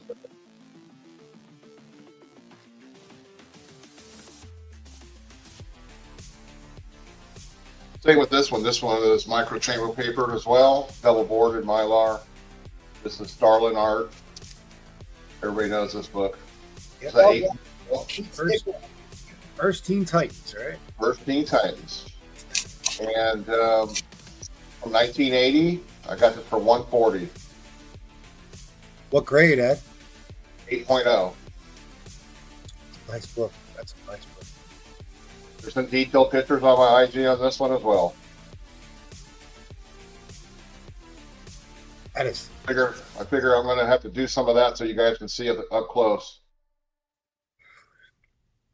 Yeah, it makes sense. I have to get a better camera or something. I don't know what's going on. Same thing, micro chamber paper, Mylar double boarded, Avengers 47. Pictures are on my IG.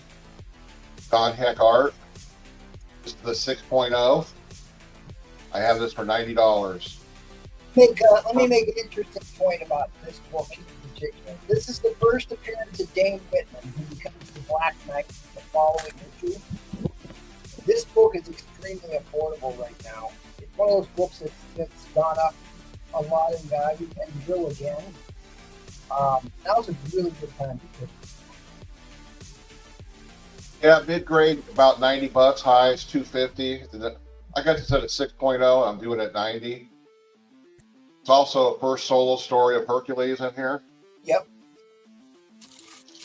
And it is expansion of the story of Quicksilver, Quantity, and his kids. And if you look at the picture, you might see the micro chamber paper is outside the edge. I make sure that every part of that is covered in micro chamber paper. You can kind of see it down below my fingers on this side right here. The paper.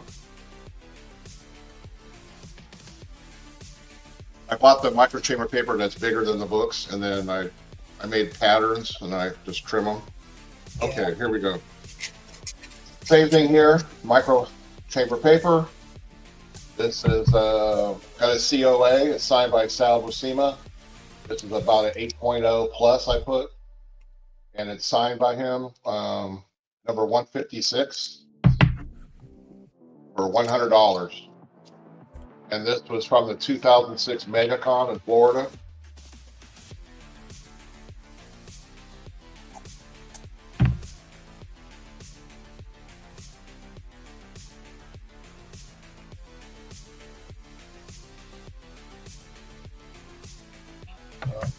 Jarl, if you need micro chamber paper, just hit up Ed Craze. He's got plenty of it. Got plenty. Well, the company that I found, I'll show you how big it is. It comes in sheets this big, and you got to trim it to what you want. I just made a pattern like here, and then I just cut it. So it's way bigger than any book. Yeah, the companies that sell it, you can buy it in the different sizes. I typically buy Silver Age because it's most commonly what needs micro chamber paper in it. But depending on how the book was stapled, sometimes you kind of have to cut out little chunks to get it all the way in there because the staples keep it from getting it aligned.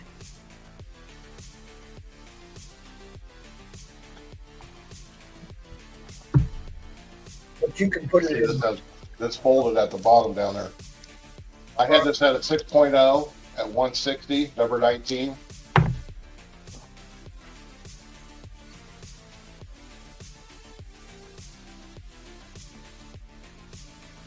Did you find Maddie Freeze's video? I forgot to tell you about that. I can find it.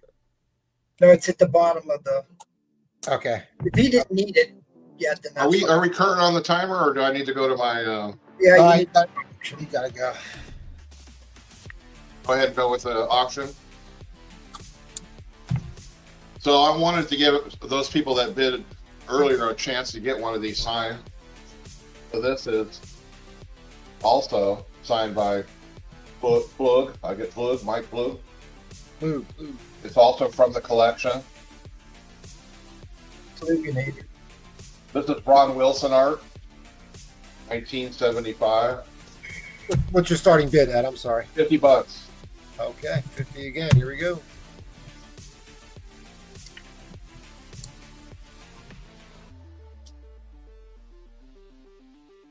Now, did Plug actually do the cover for this one? It says Ron Wilson. Oh, Ron Wilson. I'm sorry. I'm trying to do two things at once. I'm sorry. So what? Plug did the interiors or what? He must have, yeah. He did a lot of the covers in that Bronze Age, for like Werewolf by Night. He just did a bunch of those. Did a bunch of Hulk books too.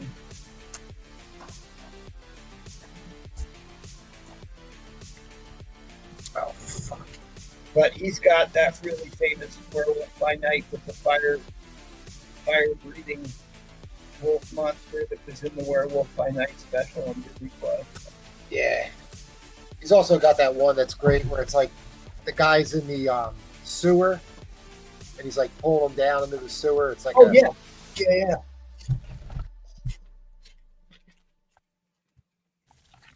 I have more of this guy, but I don't know where they're at right now. This is the only one I could. I got about 5 other ones.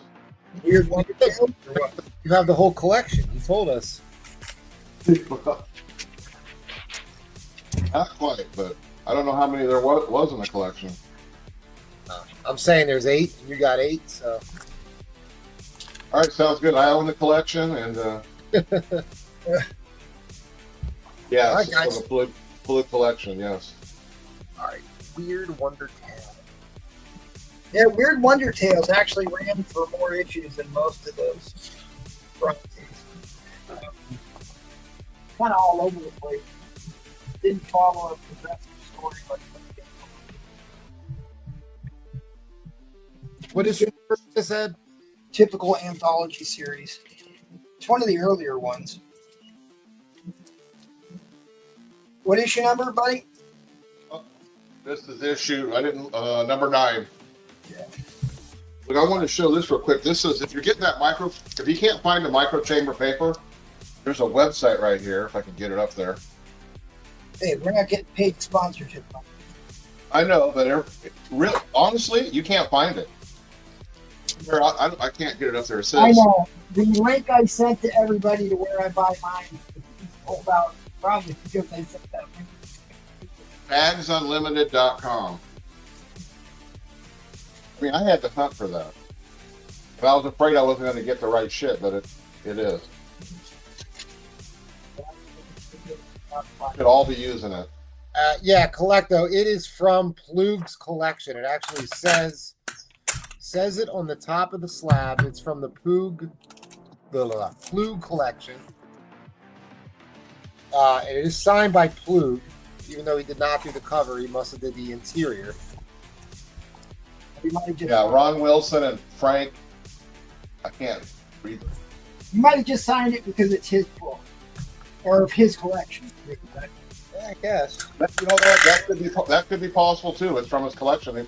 He may have nothing to do with it.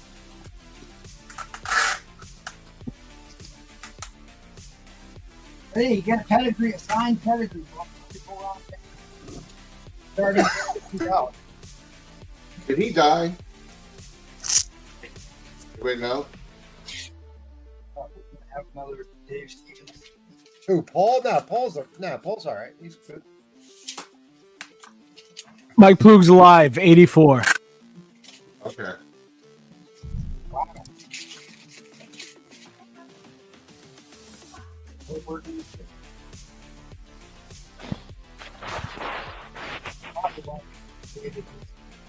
All right, guys. Well, we got a minute left. He's asking $50 starting bid for a book signed by Plug from the Plug collection.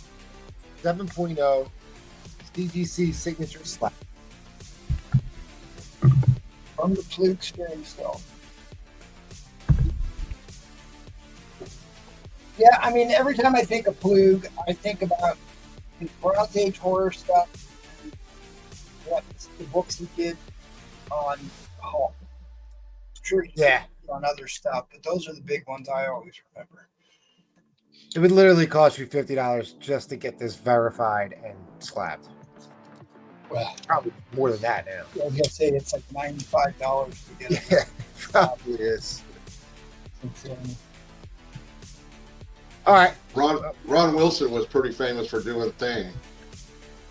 That was one of his. Well, he said that was his favorite character. Oh, really? Okay. All right.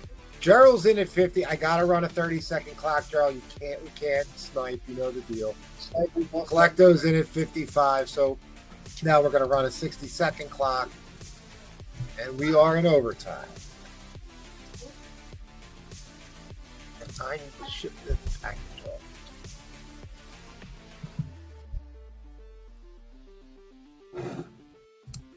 $55 the Collecto. In overtime. Part of the Plug collection. Signed by Plug. Plugs be plugging. Weird Wonder Tales, issue number 9. It's great cover art.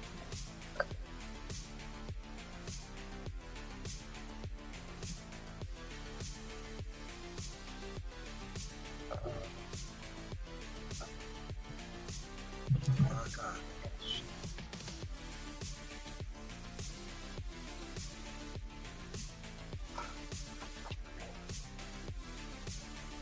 All right, guys, we've got about 15 seconds left. We are now at 56 to Gerald Yates. 57 to Collecto resets the clock again. 58.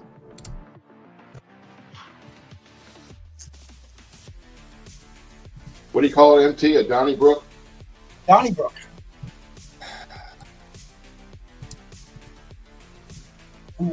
I'll tell you if you got some action, Joe. I'll play the video.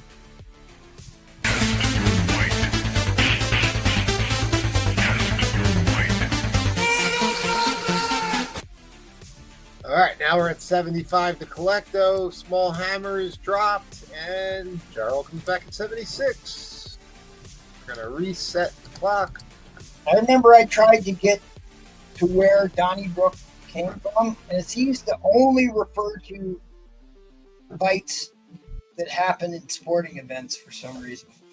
Bench clearing brawls or multiple contestants entering into pugilism contests. All right. Sounds like a hockey thing. Yeah. All right. It's actually used first for baseball. Okay, we got about 50 seconds left. Gerald folds. Collecto is the last person left. Do I just drop it in line or let it run out? Drop it. Drop it. You're technically supposed to let the clock. All right, I'll let it run. It's up to your discretion. I'm always confused about if there's only 2 bidders. Yeah. I think if the seller says drop it. All right, I'm dropping. End line coming down. All right, Collecto takes All right. it. Collecto. Is Maddie up next? Yeah. Yeah. All right, Maddie. Hold on. I know. I'm annoying. No. For your video, is that what we're doing? Yeah. I got it, Maddie. Free. It's right at the bottom. It's the last Yeah. video. A little big for a fly. A late night rendezvous? To what do I owe the honor? Oh, please, call me Poison Ivy. Yay! Ivy. So Ivy. there we go. Got everyone singing too. Late at night when you're sleeping, Poison Ivy comes a creeping. I don't know that Poison Ivy song.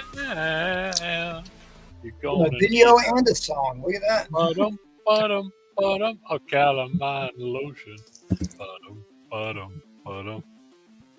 All I know is the Belle Biv DeVoe song, so it is what it is. So just give me a start. You could start the auction line, just $40. Okay. So this one took me a while. Basically, what I did with this was I started off with marker and then went into colored pencil. And what I like to call this one is kind of like the Disney effect, because if you guys ever notice, Disney never really uses black lines. They do a bunch of just colored lines, and it's a totally different. So like, as you can see, like there's no really black lines. It's all colored pencil and no black lines. So it has like that Disney kind of feel. Wow, dude. You knocked that one out of the park. That is incredible. Yeah, and then it's also Batman issue 181, which was the first appearance of Poison Ivy. So it all comes together. Ooh, yeah, we need to scan that one. That is gorgeous. I appreciate it. We'll recreate that and sell that. A lot of colored pencil, a lot of detail work, then marker into colored pencil.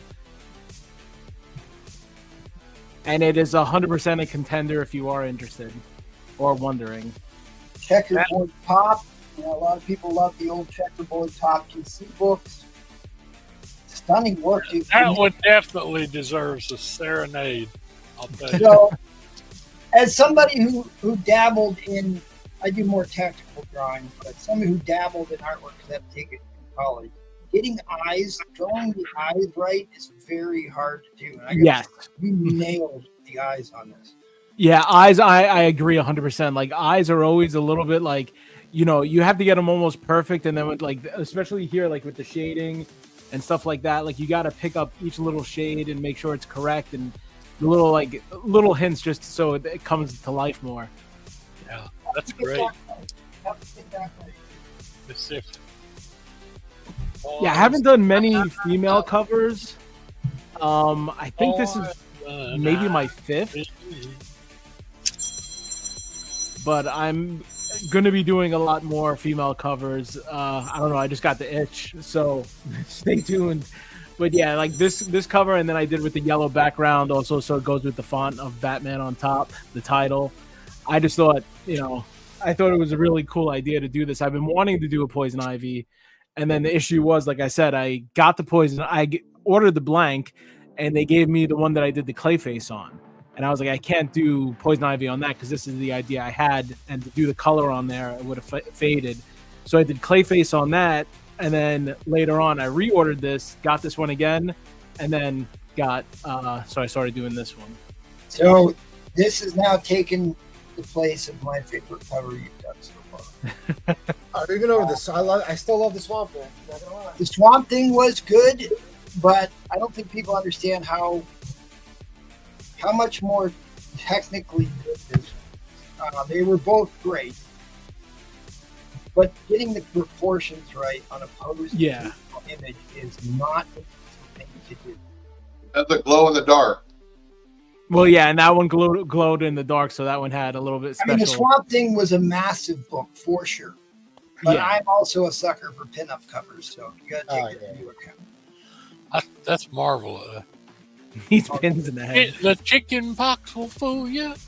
The whooping cough will cool you. But Poison Ivy, Lord, will make you itch.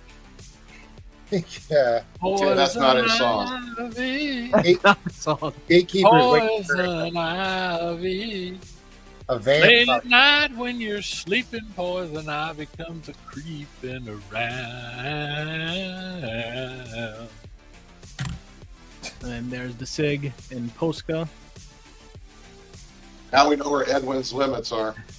Yeah. The cup size. Yeah, I figured I'd try that. I mean, I made her a little extra on top. Yeah, you definitely need to scan this cover before you send this out. If you wouldn't mind, I'd love to have. Yeah, like of all the work I do, I always take pictures of everything. I take high quality photos, at least to my phone. It's not the greatest, but I try to keep tabs on everything that I have. So like I have like a plethora of everything that I've done and just holding on to. Well, we'll have to ask Seth, because whatever Seth did to scan his cover, that image came through incredibly well. In fact, I show. Yeah, like I right now, and also the CGC, I'm still waiting. They have received my all the books, so I'm waiting on them to grade them, and then once they come in, I will ship those out to everybody who are in on that. I think it was a total of 8 books, so I'm waiting on those to come back, and then yeah, and I got another stack. Well, not a stack, but I got a couple more that I still have to send. So yeah, CGC is available. I am a CGC certified artist. And this one is definitely gradable, in my opinion. Let me explain something to you. Like that is technically very high quality. I mean, that's of the quality that could equal anybody putting cover art out in Marvel that you see right now. And in overtime. Sorry. Like a lot of times, people will copy somebody's artwork style, and that's original enough. I can't say it looks like this guy's work or that guy's work. My camera keeps bugging out. It's the glare. Yeah, dude, you nailed the eye. And the arms are difficult to pose on. Yeah, to do like I put it all down with pencil first, very lightly, because I knew, and I started off with marker. So like I originally did her skin color with marker, and then it didn't read too well. So then I went into the colored pencil, and that read a lot better. And then with the hair, I didn't want to do black lines because I thought it would take away from it. So I went with like what I call the Disney effect. And the only thing that's black is basically her eyes. And my sig at the bottom right, but besides that, everything else is pretty much all colored and has the darker colors on the outline, so they read better. Like even on the, like her on the arms with the leaves, the poison ivy, the vines. There's no like usually when I do the covers, I use the black lines. All right, 325 to Collecto. We're gonna reset the clock again. Yeah, people are digging this one, man. I appreciate it. I am gonna, here's a future reference. I am gonna probably be doing, I won't say what, but I'll probably be doing my first nude cover sometime next month. Oh! Now, eyes are hard to do. Nips, even harder. That's what I heard. Yeah, so I'm in the process. I got an idea. I got a blank. And I pretty much know what I'm going to do. So it's just going to be a topless piece, but it's going to be pretty crazy. Yeah, I did enough artwork to know how good I'm not. So I can really appreciate, especially when it comes to drawing posed figures, how difficult challenging stuff is. And, yeah, proportions and all that stuff. Like that's why, like when I do my covers, I take super time. I want to make sure everything's right, especially knowing that I'm putting up and someone is going to win the item that I put up. I always got to make sure I put my everything into it. So, well, I mean, the other thing I find challenging about posed artwork is like it's easy to put in too many contour lines. All right, guys. Yeah. Go too far, and you just did it. Guys, I'm sorry. No, you're good. Sorry to jump in there.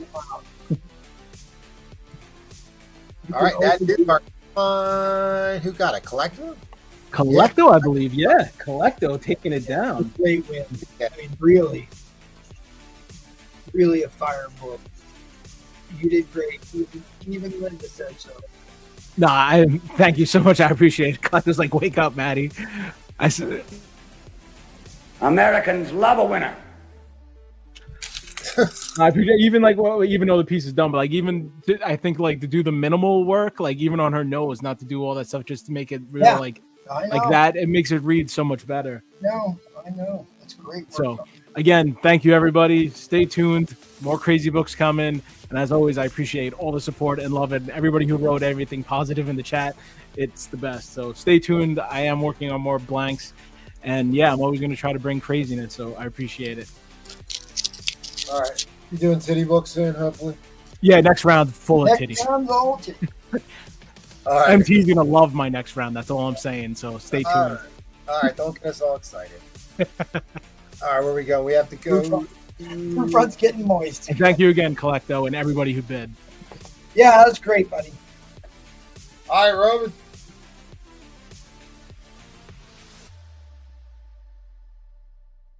Roman. Play his intro. Who are you? And why do you summon me? Phew. I know he's coming. He said he had books ready for the next round. He was all ready to go. He might be mad. Getting on my heart. Stronger than a whale. He can fly through the air. He can breathe underwater. He can swim anywhere. For Namor of Atlantis is the prince of the deep. All right, Starting Ron bid. Curtis, did you go to the convention this past weekend? Nope. Oh, you didn't go. I ain't feel like going. Party on Friday and just didn't have it in me. So the books, one of the books I was gonna get signed was the FF book, and I forgot to put it in that other pile. It's very high grade. It'll be in something I'm about to do now that I haven't done in a while. Okay. I like this where this is going. Starting bid of $60. Starting bid, $60. Starting bid of $60. I haven't done. I'm gonna probably do one a week because I love too much stuff to do. Let's see it. So it's all Marvel. It's in the box. 35 books, starting at $60. That includes shipping. Let's start this. So I gotta hurry up do this so I can. Avengers 18. Near mint. Let's see if I can get the glare out here. Avengers 18, near mint. Vision. We got the battle lines. I love those battle line books. We got Captain Marvel, issue, is this 5 or 8? Whoa. Captain Marvel, issue 5. Did you say 35 books for $60? Well, he just put a $30 book in that box. Marvel Fanfare, issue 55. New Warriors, issue 5. Avengers Forever, issue 4. All right, Austin Kyle's already in at 60. That's a $15 book in the box. Avengers Forever, issue 7. If you guys like to read comics, get that Avengers Forever series. Doctor Strange, issue 22. In the Issue box. 22. In the box, yeah, thank you. Quasar, issue 14. Who did? Transformers, Generation 2, issue 1. Yeah, Transformers Generation 2, issue 2. Get both of them in the box. That's a $20 in the box. Piece. Yeah, that box. Got the whole run here, limited series. Transformers, issue Headmasters. Keep your mind out the gutter, fellas. Transformers, Headmasters, issue 1. Very famous piece of art on that cover. Issue 2. Ooh. Issue 3. And issue 4. That's the whole run of Transformers Headmasters. High grade. Second printing, New Mutants 87. $20 book. Next up, we got some Peter Parker Spectacular stuff, high grade. We just throw in issue 63, issue 62, issue 61, Negative space. issue 49, issue 45, and issue 53. Some newer stuff here. In the box. Werewolf by Night in the box. Werewolf by Night, the red band, and the new werewolf on there, but they can't see it behind the red band, issue 4. We got from 2024 X-Men number 1. You can read all that stuff on the back. That was the key. X-Force number 2. You can read all that stuff on the back on why it's a key. X-Force 27. Repeat all that stuff on the back. Oh, that's the key. X-Force number 1, 2019. You can read all that stuff on the back. On why the key. In the box. In the ball, that's going in the box. Spider-Man, Friendly Neighborhood Spider-Man number 20. Newsstand. We got J. Scott Campbell, Magic number 1. Oh, We got Master of Kung Fu, issue 107. We got Fantastic Four, issue 239. We got Fantastic Four, issue 252. Ooh. Does that have the tattoos in it? That's a $50 book if it does. Be careful. I don't have no gloves over here with me. Keep the grease off my hand. Let's see if it has tattoos. I don't know. Yeah. That issue of Fantastic Four, the ASM, are the two books that got the most tattoo inserts. I agree. Would be in the back. Fucking tattoo insert. Look at that. Tattoo inserts. shit. Marvel. I got a lot of these. Marvel Premiere, issue 21.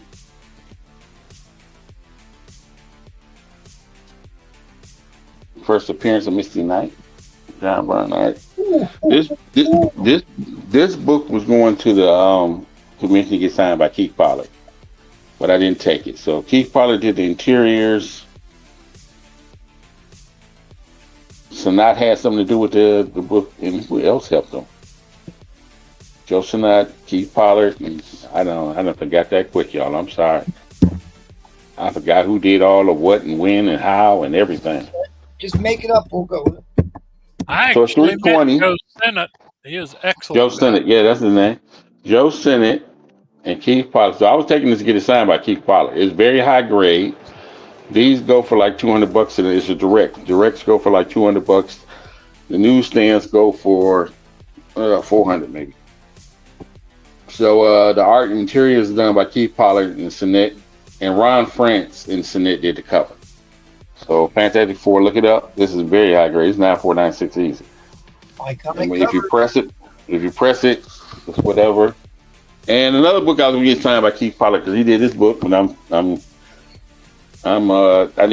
selling it direct. I don't care because I didn't go this weekend, so I don't care. Yeah, whatever.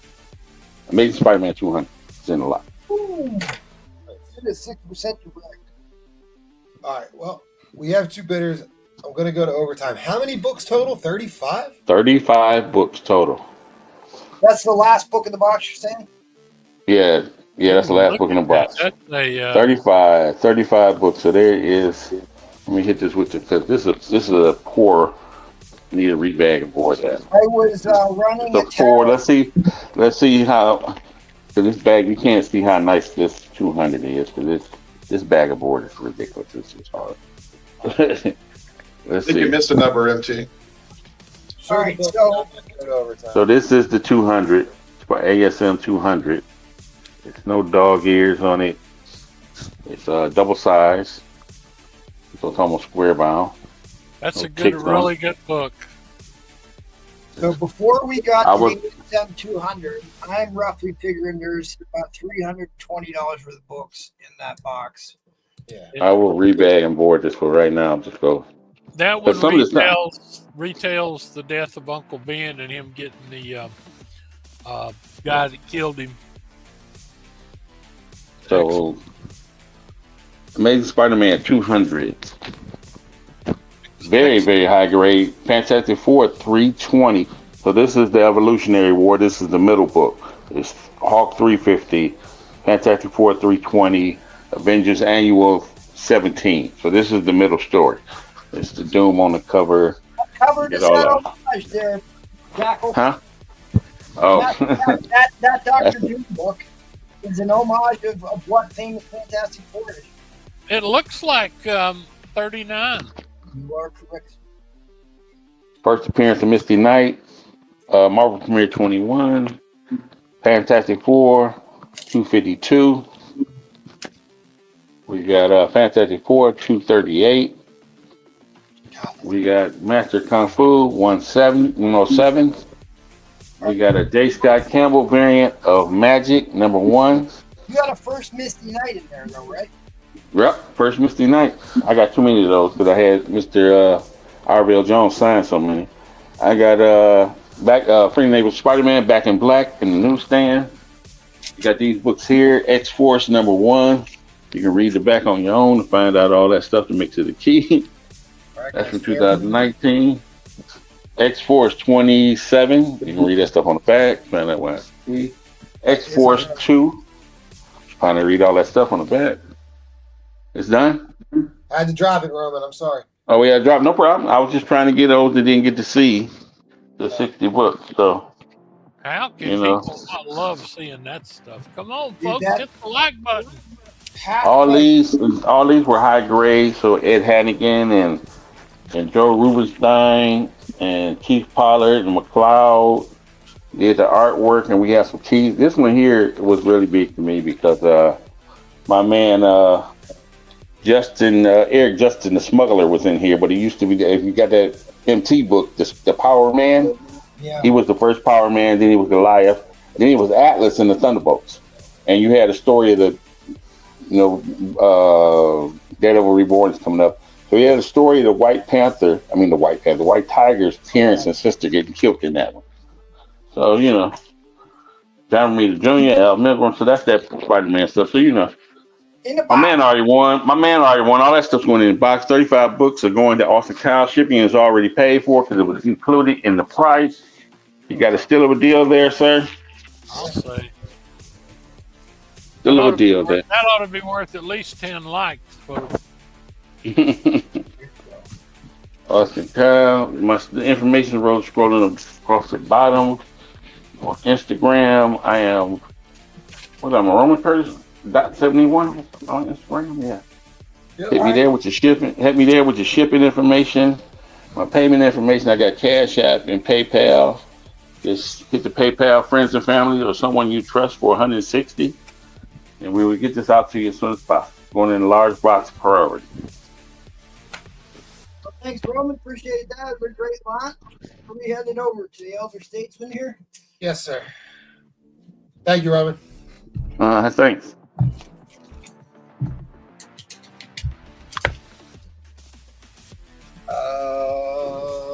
Yeah. Okay. Sorry, Edwin. Oh, I'm sorry. Hey, can I get the camera back? I need the camera back. Yes. For MT, I need the camera back. For those that don't know, you sign up for a Patreon, you get a chance. This is what I'm putting up for the Patreon. So you get a chance to win the G.I. Joe silent issue. It's like a VG, but you get a chance to win that. You get the iconic John Burns cover of 243, and you get 3 other G.I. Joes with it. So those who sign up for the Patreon, is that what it is, MT, the Patreon? Yep, Am I saying that? We're giving Patreon. away multiple things here. And that's what I'm giving away. So you get these 5 books. You sign up for Patreon. Thank you. There you go. The link in the chat if anybody wants to sign up. There you go. I forgot to say that. That's what I'm giving away. Thanks, buddy. All righty. Go on to Mr. Price now. There you go. Show that and then go on to Mr. Price. Yep. I want to thank everybody who signed up for the Patreon already. There is a litany of things going in for that giveaway, including an original piece of cover art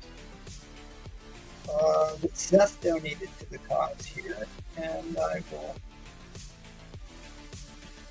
I thought I could pull that up quicker.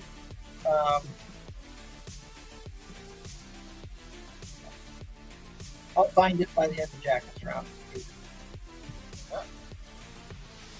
I think MT is also going to include anyone who joins the Patreon gets the honor of having a blue wrench. That's true. And that is a pretty good deal. Lets you stand out. And not only have I committed to give MT a vintage X-Men book for the giveaway, but I have something else here that you won't be able to find anywhere else in the known world. But we're going to give this away too, MT.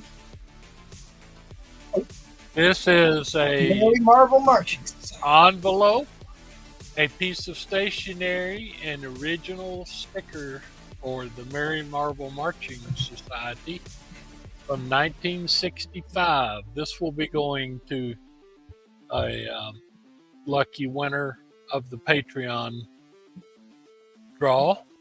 Yeah, absolutely. This is old stuff, guys, and great artwork. And like I said, you used to, when you got this stuff, you were supposed to write your notes up to your buddies on this, put it in this envelope, stick a stamp on it, put your address on the front, and on the back you have a E pluribus marble seal like this one. So it was really cool if you had a pen pal or whatever, and a lot of people did back in 1965. Well, they used to put them on the covers. Yeah, exactly. But there it is. And that was the homage to the Roman book we just talked about. But this is one of the things to give away here. So here is Seth's original cover that he did for Vampirella. He's donated that to the StreamYard campaign. So we will. So like I said, Patreon members will get their money's worth. I'm sorry that I don't have any DC to offer right now. I've been trying to get DC and you just can't. I mean, did somebody buy up all of DC?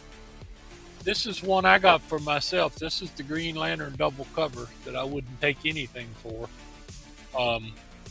But I was pleased to get a hold of that one. I was also going to take just a second to show, if you look on the back of your comic books, you might see some of these. Oh, yeah, the diorama. 1966 Aurora model. That was hard to paint. And while I don't have all of them right in front of me, I have Captain America and Wonder Woman and all of them. I do have this one right here right now, too. See if I can pull out a Silver Age book that has it on the back. Incredible Hulk. Well, they were ads inside the comic too. Yeah, but they even bought the back cover for these. But anyway, all right, let me get into. I've changed out a few books here. If you're an X-Men fan, I got some nice stuff up here. I have one deal to offer. If you like Mark Jewelers and other interesting books, kind of white whale stuff, I have a very high grade Mark Jewelers here, Avengers 212. I have a 6.0 Avengers 220 Mark Jewelers. It could use a press. And I have Conan 47, which has that special insert that only came in a few of them, trying to get you to subscribe to Marvel. If somebody wants a deal, and I'll do this round only, but if somebody wants a deal on some oddball books here, Mark Jewelers and the insert, $50 for all three. And if you have any questions about anything else, just ask me. I've really got some dandy X-Men up here tonight. Stranko, First Sarin, 65. That's next to the last. And of course, one of my all-time favorite, the Death Star before Star Wars. And I have more X-Men. You know, I'll eventually put. I've got another copy of what is really the. I've got another copy of what is really the first appearance of Spider-Man in X-Men. He's in 27. Most people in the actual guides don't know that. I saw somebody advertising 35 this week, his first appearance of Spider-Man and X-Men. No, sir. It is 27. Okay, let's see. You got Somebody a asked what? that ASM up there in the middle for 50. Oh. What number? This is number 110. It is the first Gibbon, and it is the last Stan Lee story. The last Stan Lee written Spider-Man story. It's kind of a sought-after book for that reason. I just sold last round. I just sold the last Ditko art, but this was the last Stan Lee. Issue 110. Hard to believe it's been that long ago. But that was back about, I think, 71 or 2, something like that. Okay. As I said, anybody got any questions? Anybody want to take advantage of the Mark Jeweler deal? Just let me know. Otherwise, I'm just going to go ahead and start an auction here. Okay. And I'm going to start it at $100 here because this is a tough one.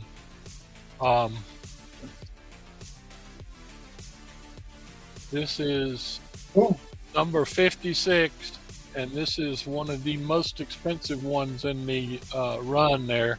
This one is about a 6.0.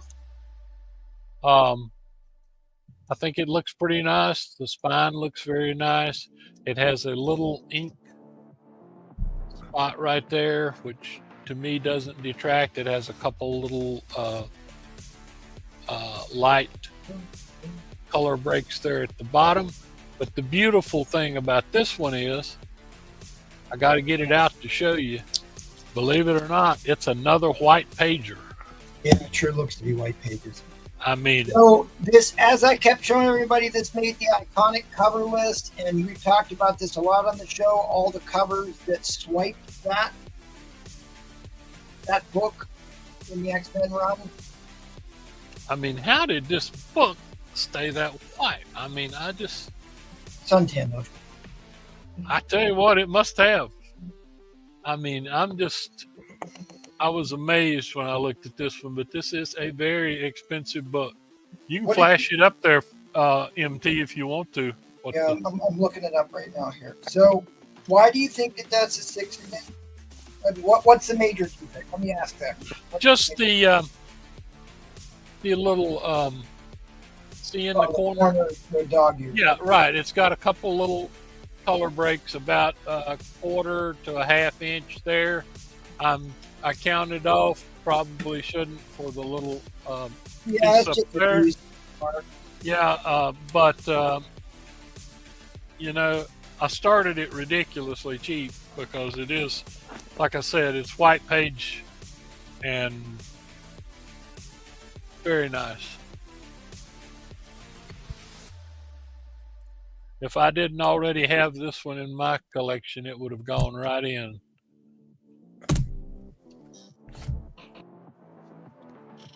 These bums aren't even paying attention. Nope, I guess not. Neil Adams, Roy Thomas. The living pharaoh becomes the living monolith. Later becomes a living planet. He's in a bunch of books. I'm going to be very careful with it. I don't want anything to bend on this book. So the safe way to put these in here is like this, so that you never tweak a corner. I frequently discuss how big of an impact white pages have on its overall grade. Get a little extra out of a book if it's white pages. Yeah, that was like the Amazing Spider-Man 38 that Rafaus bought tonight. It was only about a 5.0, but the cover was actually pretty darn white on it. That's one where they really, really fade fast into more of an off-white. In a hot book, talked about this quite a bit on the show the last couple of weeks. Don't see many ticks there, guys. I don't think you'd even need a press for this one. I don't think. Maybe I took off too much for it, but whatever. I like to give deals.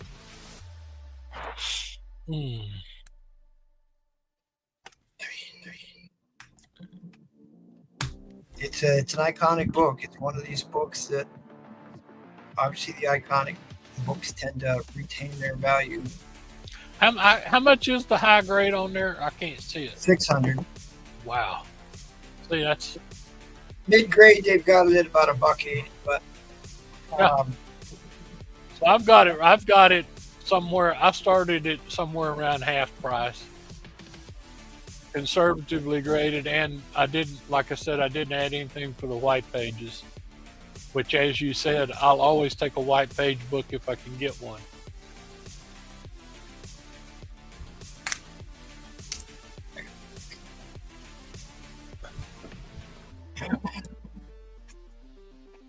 If you got one of these, Darth, you did good, buddy. it's another book that's like affordable at the moment. It's good to get.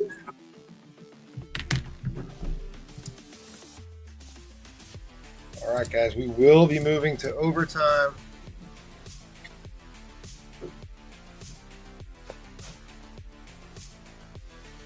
I do want you guys to remember, though, just for your own edification, yes, I love X-Men 35 with Spider-Man on the cover, but this is the first appearance of Spider-Man in the X-Men.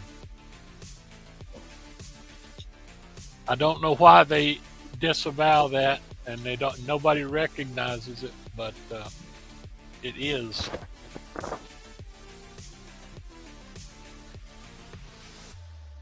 All right, we got 120 to Ed Craze.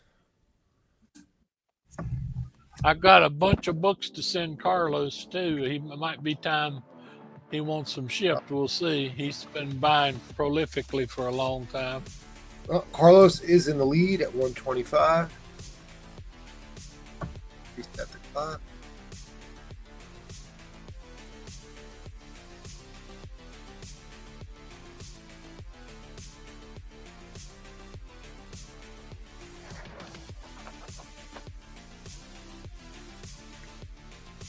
Ed is going to fold to Carlos. That lead Okay, it looks like Carlos is the last man standing.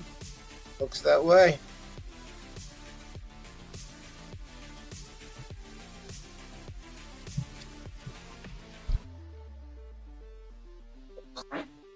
Got about 28 seconds left on the clock. We'll just let it run out, and no one's jumping in. It looks like Carlos is going to take it.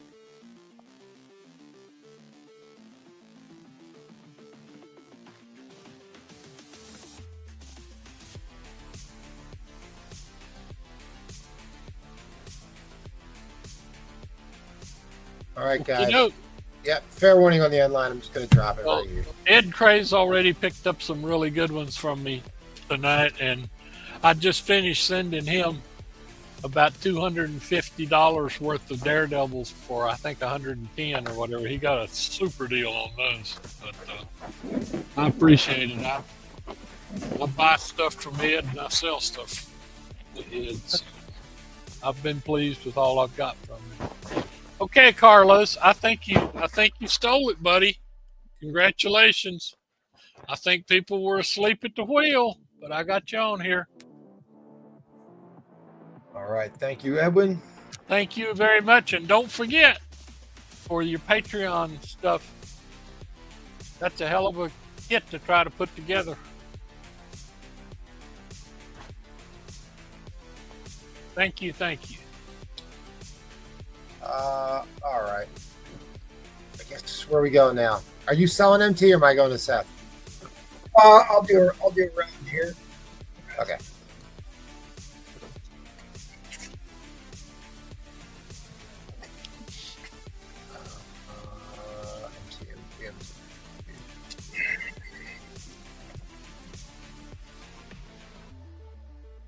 Fishing through more of my magazine stuff here. This is an early creepy magazine.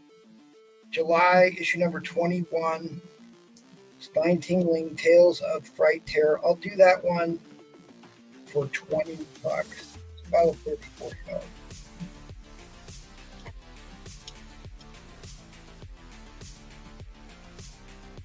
64, 119, and 130.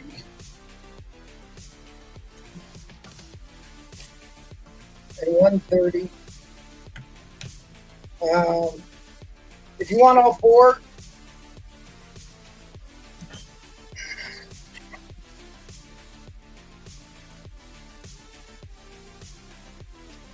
let's say $25 for this. If you want all four, I'll do all four for $40. If you want all four, I'll do all four for $40.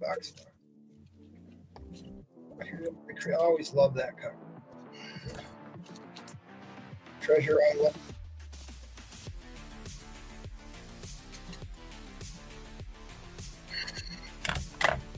Hot title right now with White Tiger, all the White Tiger books. This is the Jack of Hearts. Second Jack of Hearts. But it's all the painted covers. I just so great in this series. You got a great Iron Fist girly pinup book. Do that for $15. Second appearance of White Tiger. Great cover. Great cover on that. Second appearance of White Tiger. This one is a stunning cover. Iron Fist, Shang-Chi, White Tiger.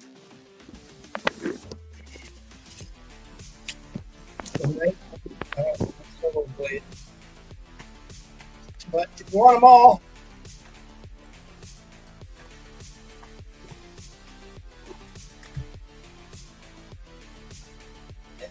let's do them all for $70.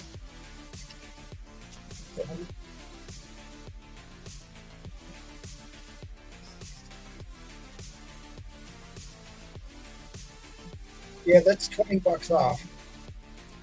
$20 off. But they're great painted covers.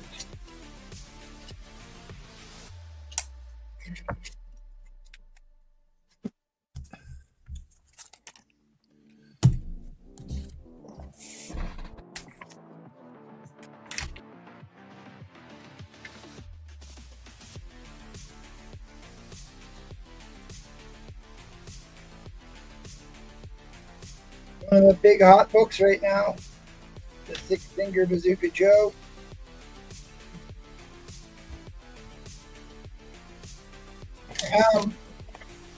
Which allows me to tell a quick story about this. This was my introduction to Alex Ross. He came out with this series like around 2006, maybe. That he brought back the Golden Age heroes. This is the Black Terror run.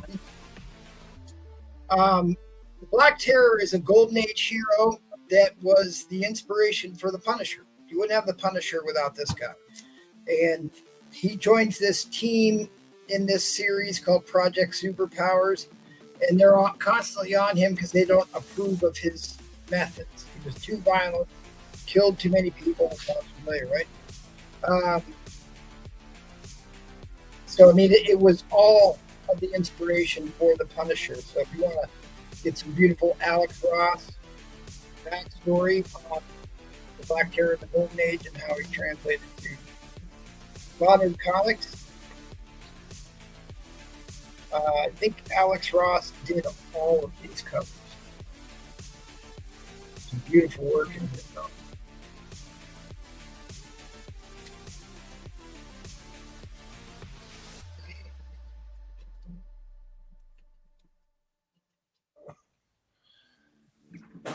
There's 10 issues.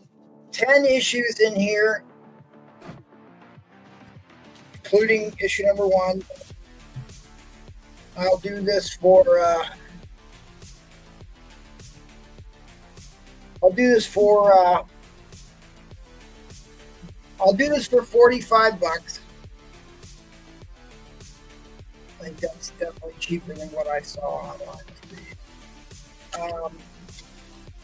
And I'll throw in the Bazooka Joe Punisher book. All right, got a claim. Collecto 6 is going to take the Black Terror. Some stunning work on it. A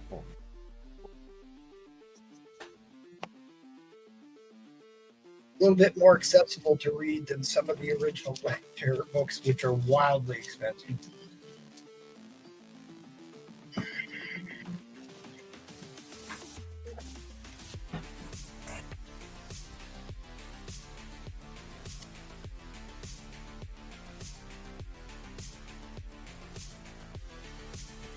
Let me get to these other magazine size stuff. So I can put these back away.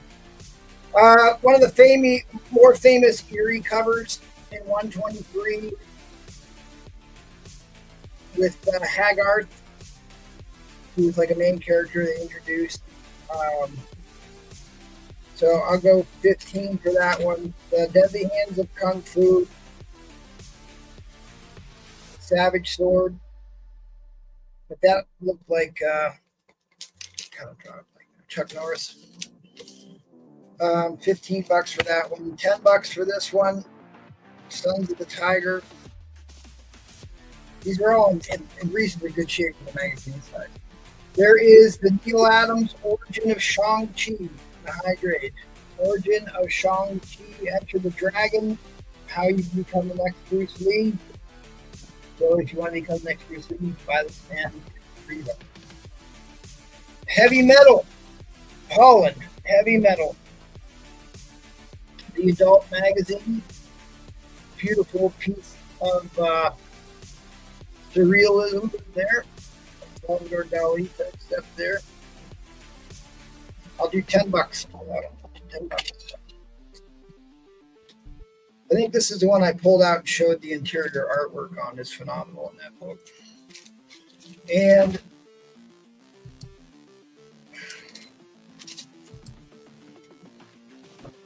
the special Christmas color edition pamphlet.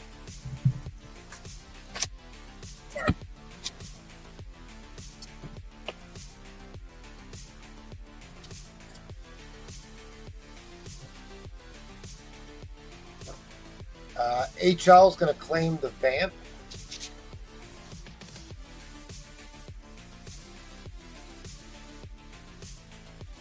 And HL is also going to claim the Heavy Metal.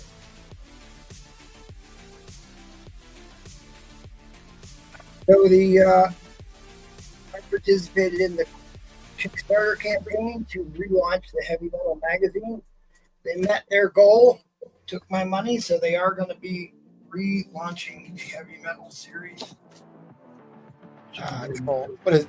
What is that? X-Men 300 back there on G.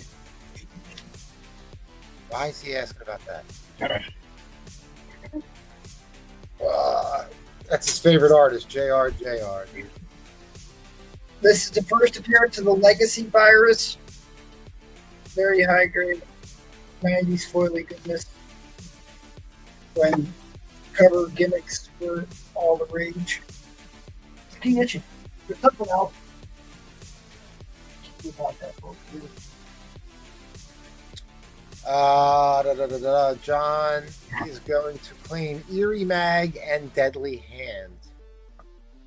Okay. You want them all? Want the bundle deal on all of them? Knowing John T. Probably does. Probably wants to read it. All right, I'll figure it out because I showed 2 different rounds of Deadly Hands. Well, you know what? I'll circle back through and send you photos. Make sure we. Yes, he says yes. And the Eerie Mag you wanted. That was the Eerie Mag book, right? And then the other ones were creepy. Isn't that a great piece of art? Yeah.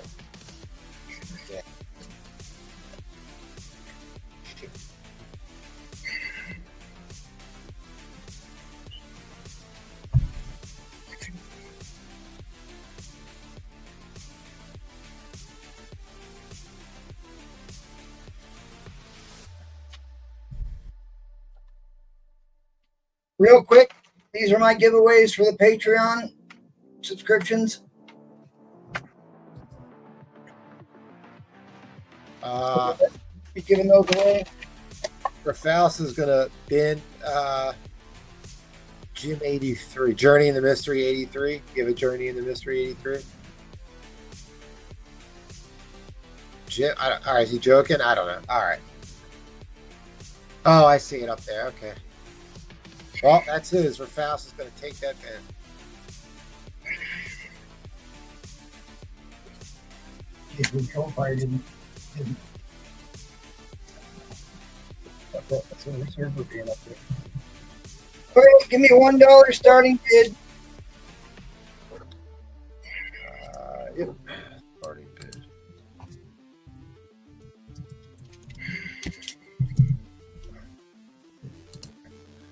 Oh boy.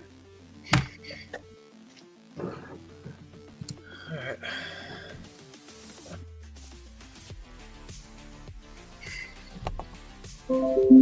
Very famous Dr. Doom key. Oh. I've got 3 other books that can come in.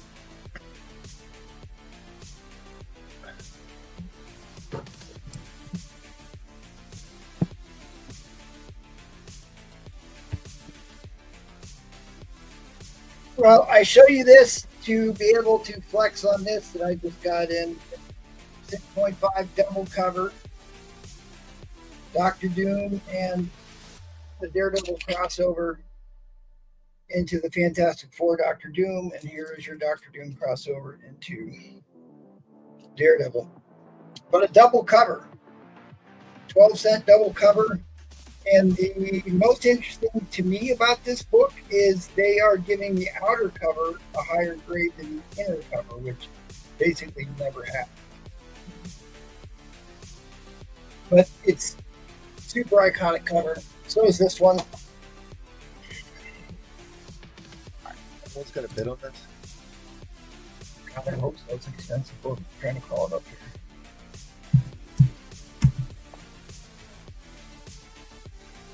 Oh, someone bid $20. We're gonna break the bank. Battle of Daredevil versus Dr. Doom. You know, it's relatively way more expensive than the books surrounding it by a large margin.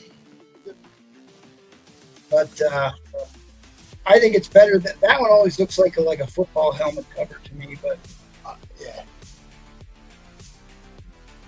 I never understood the second one. I don't know.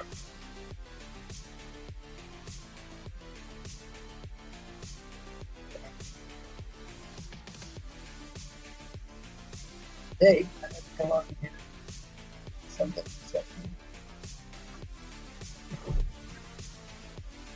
Did you give a grade on this? Not that it. What do you think? Fine plus, BF. Oh, yeah, Starscreen's asking.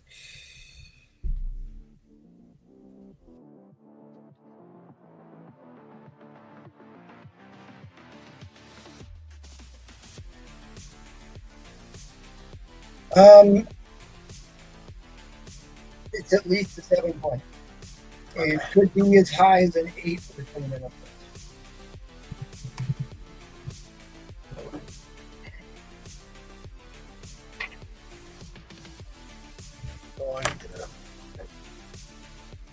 She is fighting Galactus, Dr. Doom and Galactus in a Daredevil book. What exactly is Daredevil going to do against Dr. Doom and Galactus? Hide in a dumpster.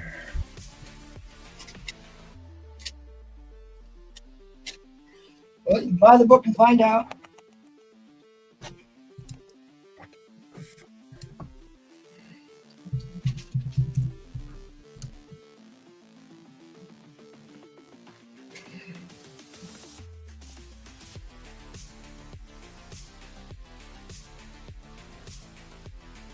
Jeez, I had a $97 right now on this.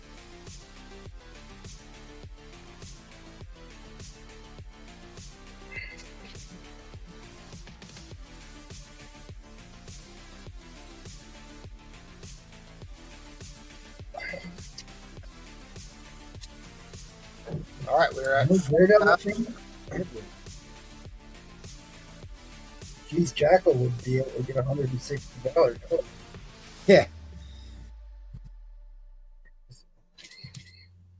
We're not done yet. Famous Gene Colan cover.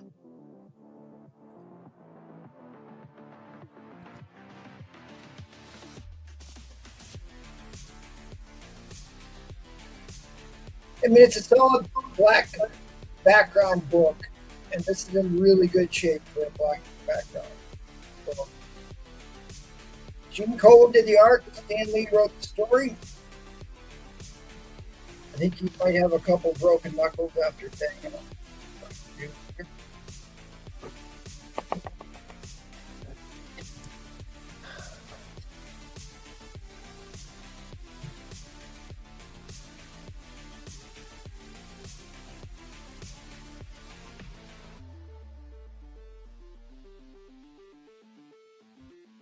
All right, guys, we're going to move to overtime in about 10 seconds. We have 4 or 5 bidders at this point. That one's going to come in at 50 right before overtime, and we are in overtime. Collecto comes back at 51. All right, so earlier when I was on here, I was talking about Daredevil having a sister, and then Jackal brought up the fact that he had a twin brother named Mike Murdoch, which makes his first appearance in this book right here, the first appearance of Leapfrog. Just wait till you meet old Matt Murdoch's swinging twin brother in Leapfrog.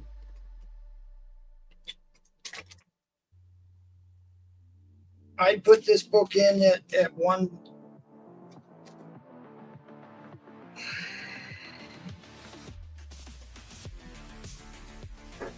Yeah, I need to get at least 120 for both of them. I can't believe this is only.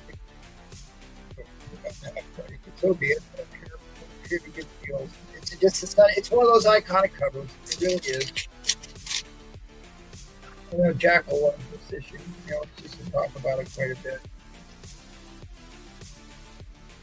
And then you've got the other big key issue from that particular on Key Collector, they're real close to one another. So.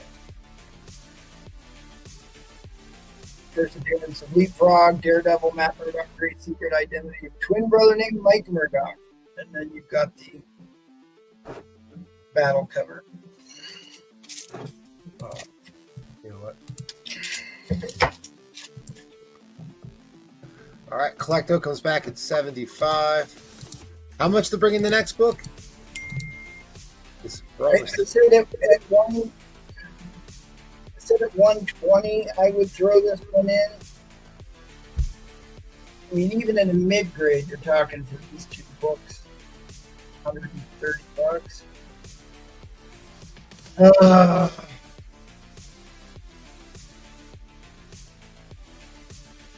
This one's bad shape.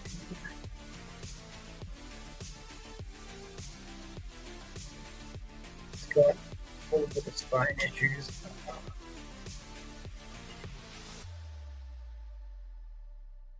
$110. $110 and I'll throw it in.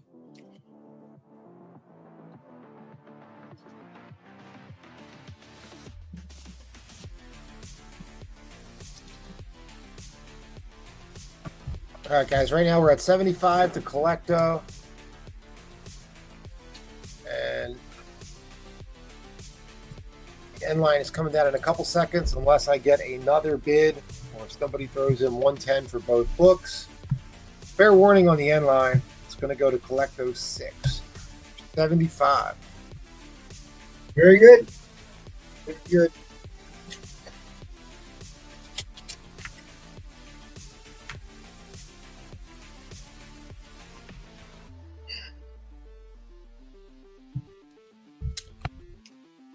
All right.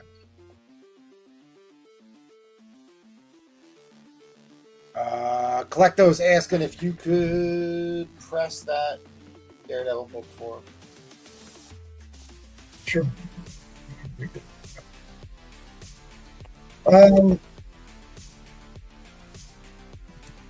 Housekeeping. Yeah, I got you. I like to call it house cleaning, but that's... All right, guys. Affordable auction. We do this every Tuesday night, which is tonight, Thursday, and Sunday, 8:30 Eastern. This Saturday night is Brewfront's spectacular slab auction. I'll definitely be there to help him host for sure. 8:30 this Saturday, March 1st. I think it's like our 5th one now. Pretty sure. Been pretty successful, so just come and hang out with us. The following Saturday, March 8th, will be the vintage comic auction. All gold, silver, and bronze books. No modern on that one. Then Saturday, March 15th, is the return of the whale auction. $100 minimum starting bids, key books, grails, and white whales. The Saturday after that, which will be March 22nd, will be Paul's pop-up auction. And of course, Paul has no slide to show, so I'll just talk about it. And then check out our friends on the Madhouse. They do an auction every Monday and Wednesday, and I believe it's at 9 o'clock start time, and they do not do Fridays as of right now. And last is, if you want to join us and sell comic books, please hit up MT.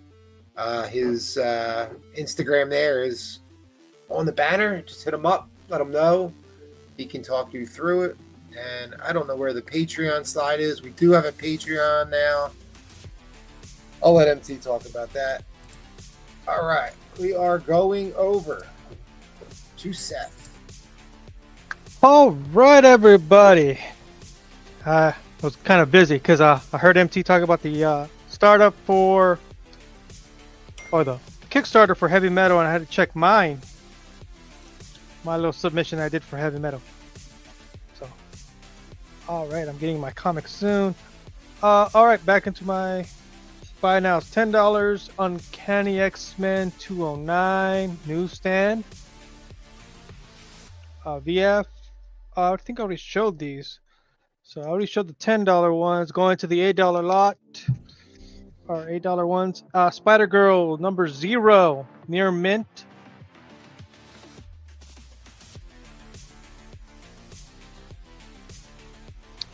All new Venom number 2 variant edition. This is $8 near mint. Magic number 1. I've got 2 of them, both at $8. First appearance of Demon Crow. I have Ghost Rider number 31, still in the poly bag, so it contains everything. $8. This is Andy Kubert and Joe Kubert art. All right. Ooh, this is a stack of $5 ones, so $5 each. You can just claim them. Yeah, claim them. Uncanny X-Men 277 newsstand. VF copy. Uncanny X-Men 276. Another VF copy. Newsstand. Some Jim Lee art right there. Hello Darkness number 5. VF copy.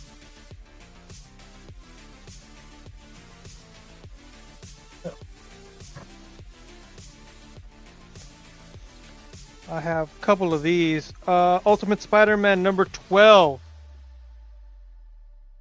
Spider-Man is Santa. A near mint copy. $5. Mark Spears Monsters number 3.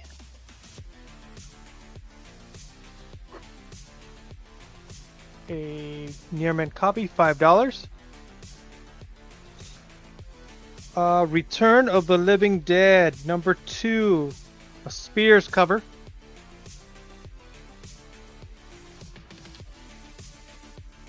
Near mint, $5. Time Slide number 1. DNA cover after Cockrum, an homage cover. $5 near mint.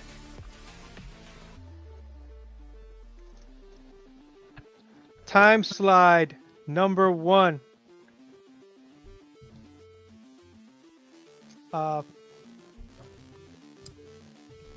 The cover A, $5.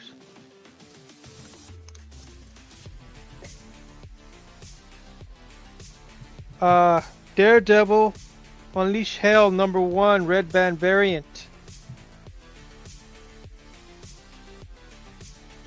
$5 near mint.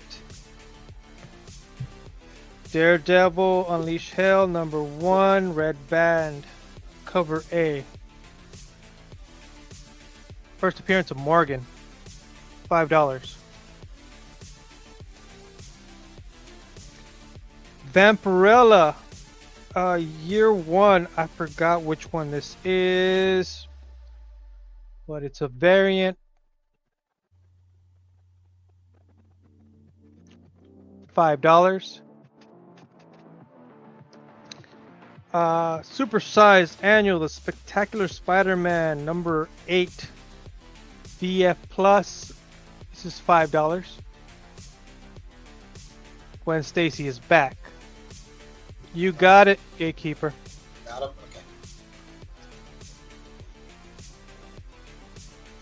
Okay. Added the Uncanny X-Men 238 to the board. Newsstand BF minus.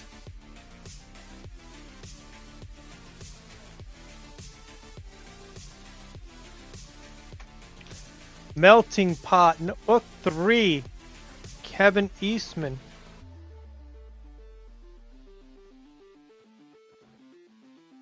$10 VF minus. Mature readers. I've got Rogue Savage Land, Adam Hughes cover. Foil. $10 near mint. That's all of them, so we're gonna go into my auction then. All right. Auction is starting at $65, 2 book lot. Gotcha. We have Enemy Ace. Showcase presents Enemy Ace, so first appearance of Enemy Ace. In a VG plus fine minus range. Then we have Enemy Ace number 141. VF minus.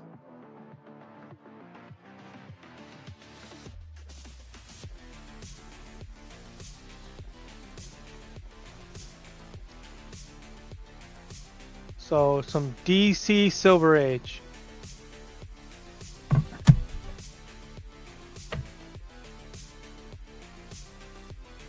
I believe it's DC Silver Age, 12 centers. Yeah. Yeah, 1968, yeah.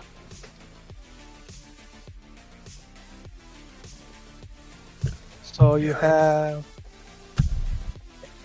DC Showcase presents number 57.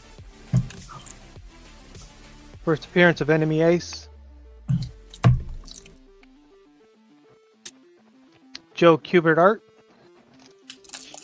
And Star Spangled War Stories presents Enemy Ace number 141.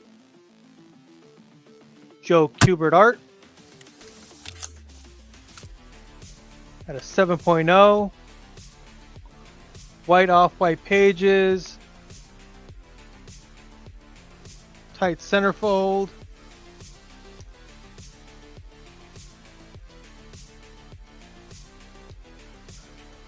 This book alone is $65, and you get the first appearance of Enemy Ace, so well below value.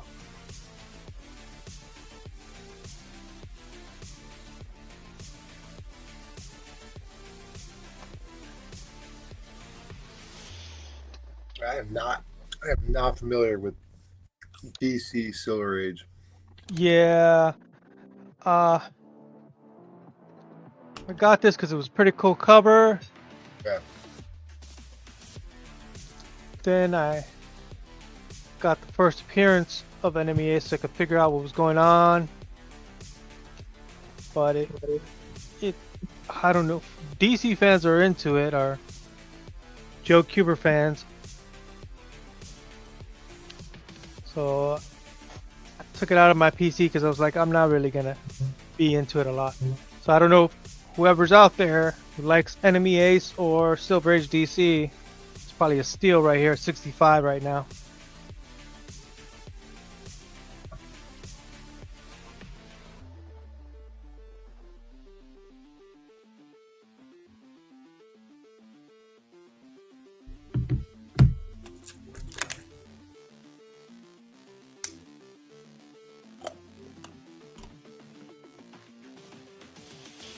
I don't know if I have any more Silver Age.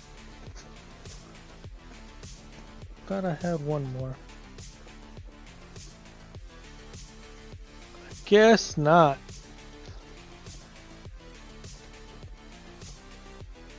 I don't know. This is Silver Age. These are buy nows while this thing is going. So Silver Age, the Phantom Stranger, #1. $60 if somebody wants to buy it now. Phantom Stranger #10. First Tanakra VF copy, $100. Neil Adams art. Yeah, that one I'm familiar with. Yeah. It's Neil Adams. Who wouldn't be? Nice one. Nice book. Yeah. Alright. So someone wants to buy these other ones now. This is $60. Phantom Stranger #1 and Phantom Stranger #10. $100. Alright. Back to the auction. It's these two right now. These are the only ones in there. $65. Enemy Ace. First appearance of Enemy Ace. And then issue Star Spangled War Stories #141. Both mid-grade to high grade copies.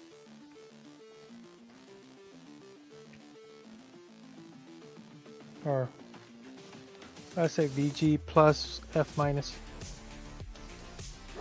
All right, guys. I got no bid, so I do have to drop the end line. All right. Perfect. All right, Seth. Yep. Thank you, buddy. Yeah. See you next round, I think. Yeah, I think we probably could sneak one more in. All right, Ed. Yes, sir. You're up, buddy. I think, right? You're up. Yeah. I showed this earlier, but I want to kind of give you more detail on this. When I showed this acetate of Superman, so I took it out and I wanted to show you how they would do the pages. Sorry. It would come together like this, with the wording on a separate page to go inside the balloons. Hard to manage, but they would just slide them together, and then the wording would be with the balloon. And the editor would commonly change the size of the balloon and the wording.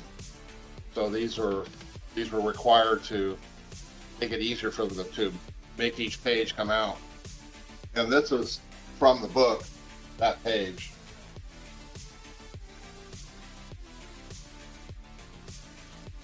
So I just wanted to show you when you see these acetate pages from me, that's what they are. Because some people ask me, what does that mean? You know, well, it's usually 2 pages, one with the lettering and one with the art and the balloon. Okay, so then I just wanted to go over this one of these real quick. This is the original front cover that the editor approved for Woody Woodpecker. And this is from 1958, number 50. And there is the original book with someone's address on it, which is very rare. Never seen that before like that. For $150. So there's various steps back in the days when it came to making comic books, and I'm kind of into them. I have a collection of. They would go to a plate and they would send off to a company. They'd make a plate for each page, and they're made out of metal. And I also collect the plates and all kinds of stuff like that. I just wanted to share some of that with you. So then, all right, I'm going to move on. Bringing this one up again. Signed Todd McFarlane. This is also on my IG with some detailed pictures of the edge and everything, the back cover, some interior art. I got this for $125.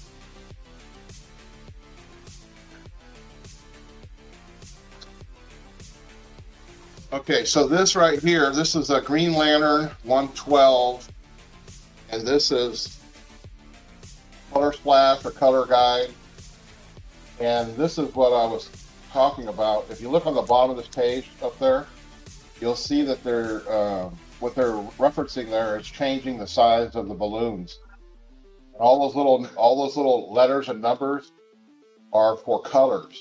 So the editor wanted it changed, and then the colorist would change it. So this is actually something that was, held by the editor and was used as his tool to get it the way he wanted it. And I don't know if I can bring it up here, but let's see here.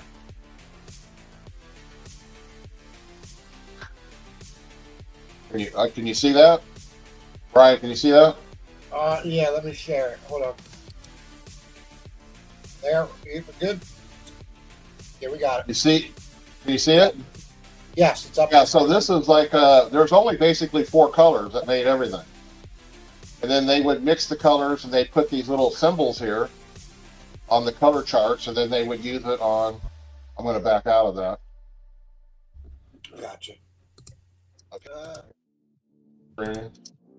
There you go. And they put those numbers on these sheets. Now this is the storyline here is the joining of the 2 rings.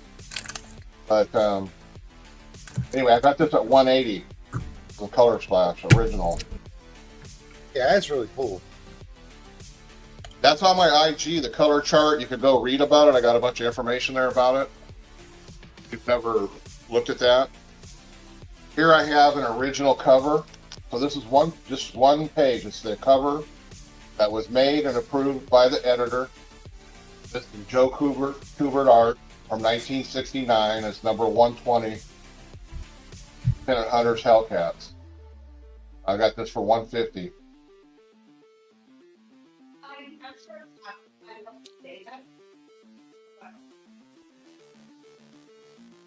And I didn't write down any notes on this. Anyway, this is I know this is from the 50s.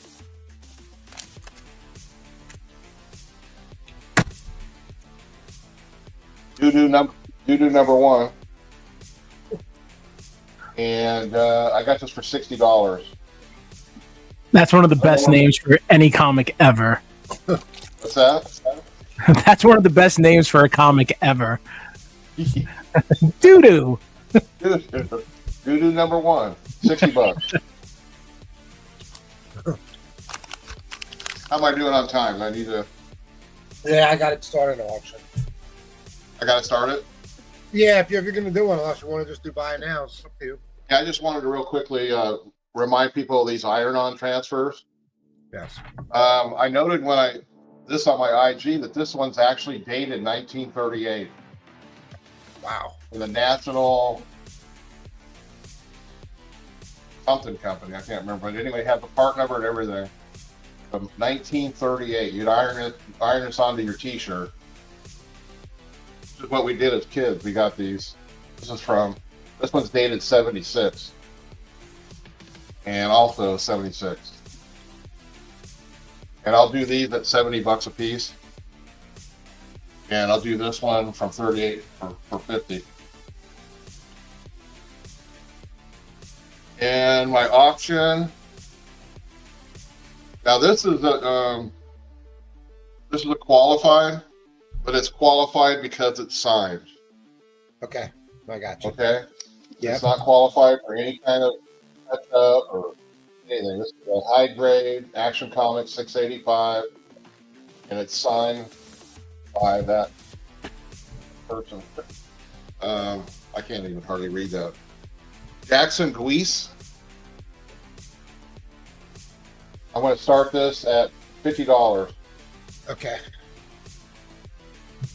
So you would basically send this into CGC and get a yellow label on it.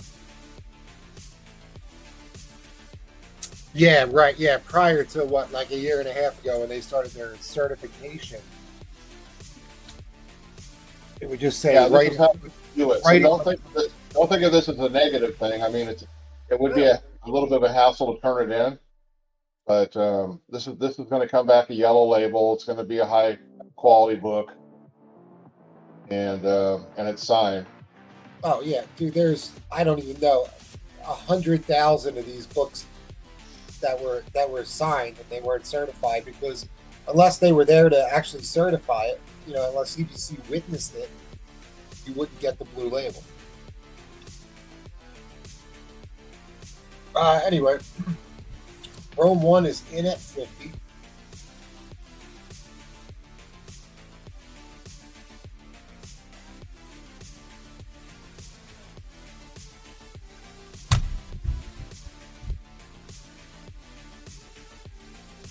I really don't know much more about it. This storyline of Supergirl Well, or Action Comics. Anybody knows anything? Well, it was after the death of Superman. The Funeral for a Friend was the run that was it was Superman, I guess Justice League America, Supergirl. It all tied in. So yeah, it just dealt with the aftermath of Superman's death. And I forget, God, what year was this? 93, 92? 93. 93, yeah. And look how they noted it. Name and number, which is the number out of 2000. And they just wrote it like that. Instead of saying the guy's name, you just put name and something written on cover. Yeah. Man, they did that for for over 20 years they did that. It was 28 years, that's what they did.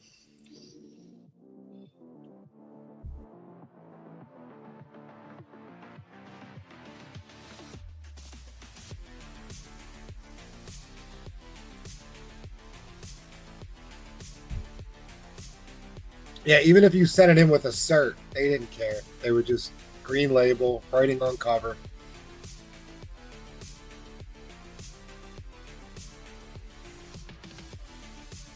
I've never personally ever sent a book in. You've never sent a book in the CGC? Nope. Wow. Get really? out of here. Lucky you, because they're a pain in the balls.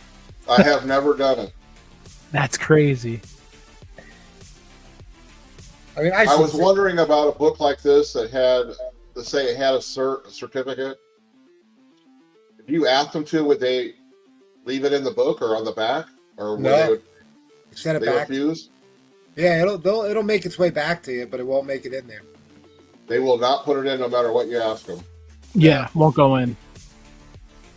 Can you tell them that you want the micro chamber paper to fit the whole back and front? No, they don't care. They don't care. That's fucked up. Don't care. If I had a personal note from a person, I would do what they asked me to do. Yeah, well, I mean, there can be a first appearance in a book and you know that they're not going to note it. And you can ask them, like, hey, can you please put this first appearance, in the header? And they won't. Yeah, they did that with me it wasn't a gigantic book, but it was Army of Darkness #1's the first appearance of Ash in comics. Yep. And I was like, first appearance of Ash in comics. They were like, yeah, go fuck yourself. Yep. You know what's funny? I sold that book to Seth in a 9.8, and I'm pretty sure it doesn't say. Yeah, I won't say it. Yeah, it doesn't say it. I sold him that exact book. Yeah, I got it. I don't know. Let me see. I gotta look at it. Yeah, because the one that I have doesn't say it. I was like, you bastards. Oh.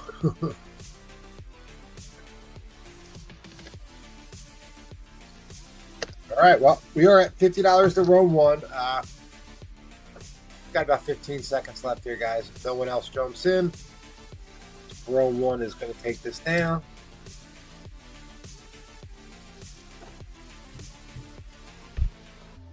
Good pickup, Round One.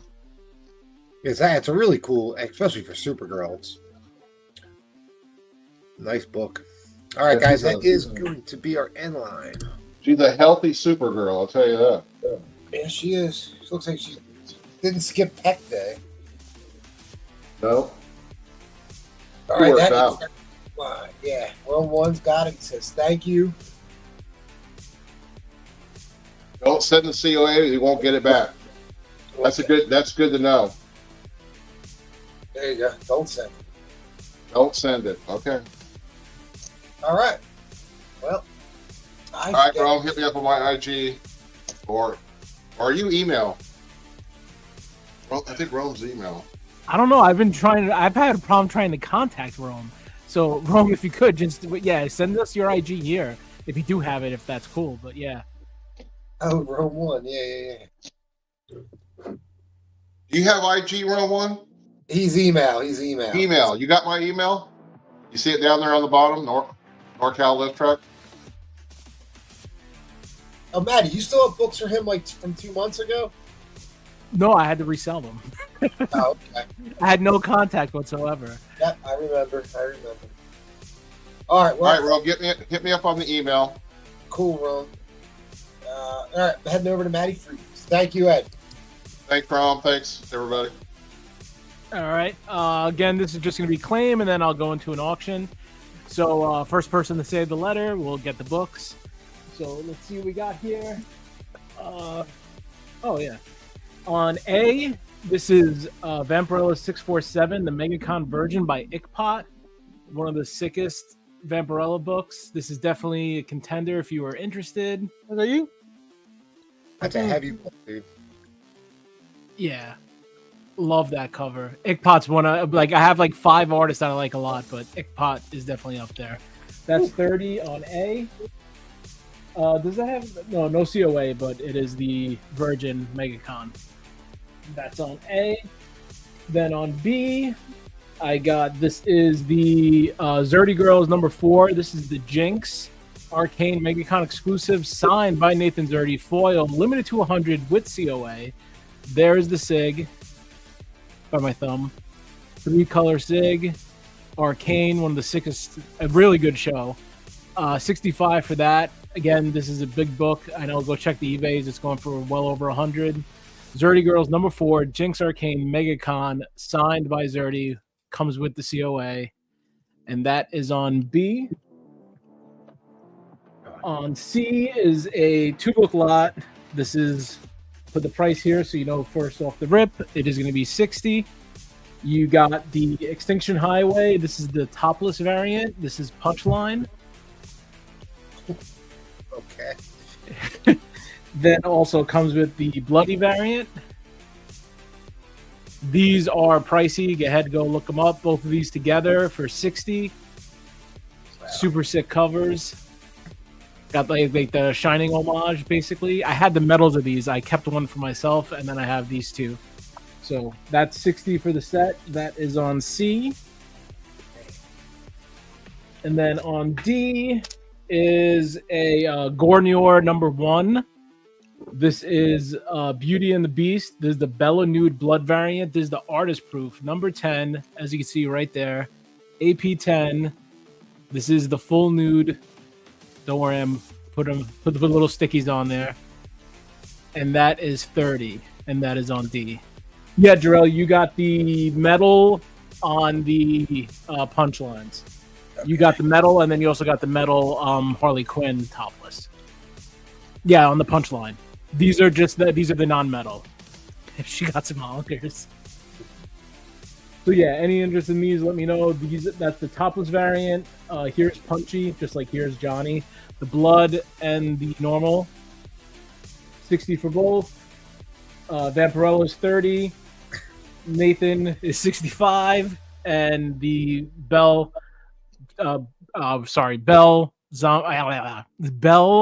Beauty and the Beast is 30.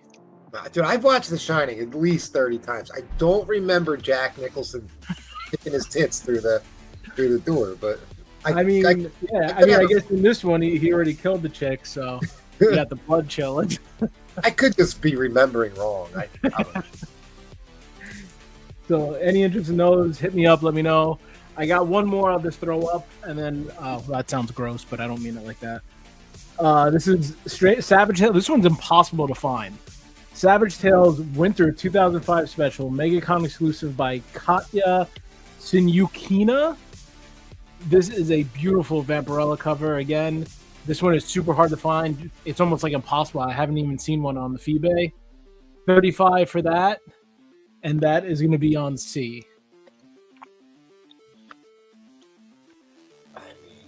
So, any interest, just let me know, say the letter, or hit me up in the DMs. So I'll move these for now. And give me a start line of I got you, Collecto. Got him. Okay. Wait, which one did he take? C? He didn't take A? All right. Yeah, he took C. Okay. All right. Starting bid. Starting bid of 125. 1 second. Let me just write that. Put that there. Got you, Collecto. All right. Darth Danger is going to take the A. Oh, Darth. Gotcha. I don't know if I've dealt with you before, Darth. So just make sure you hit me up on IG or email if you do. Let me know. He's super. He's good. Definitely good. Oh no, yeah. I'm just saying first time. So Yep. Darth Danger Zone. Gotcha. Danger Zone. And let me put that on that book. Where'd it go? So slow. Gotcha. All right, move that. There we go. Okay. Hopefully MT's here. If not, he's going to be pissed. So this is... I've been waiting for these. They finally came in. I'm super happy. They go... Let me just make sure they go that way. Okay. So it starts off. You got Extinction Highway. This is the preview comic. Masters of the Universe variant. Evil Lyn by Obsidian. So you got Evil Lyn, Skeletor with hearts in his eyes. Don't worry. Oh, let me move to ABC. And I gotta fix my lighting for this one. So I'll put that up here. Then it is a connecting cover. Comes with He-Man. This is the Sorceress. He-Man's all like, oh. But wait, there's more. So these go the opposite way. So they go like this to connecting. It's very strange. Usually it's them together, but that's how they connect. I'll show you in a second. Then you got the nude. All right.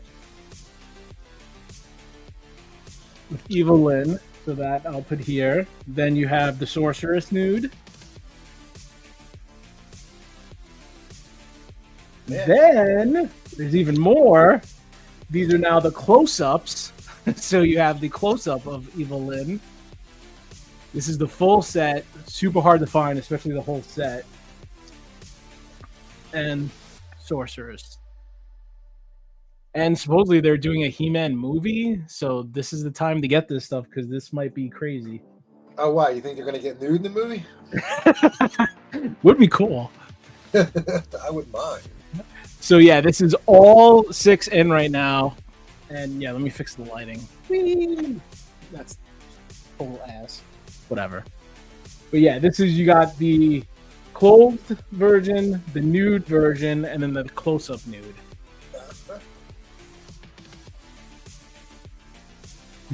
Okay, so what are the questions? She's reading the poll. Staff, sorry. Yeah.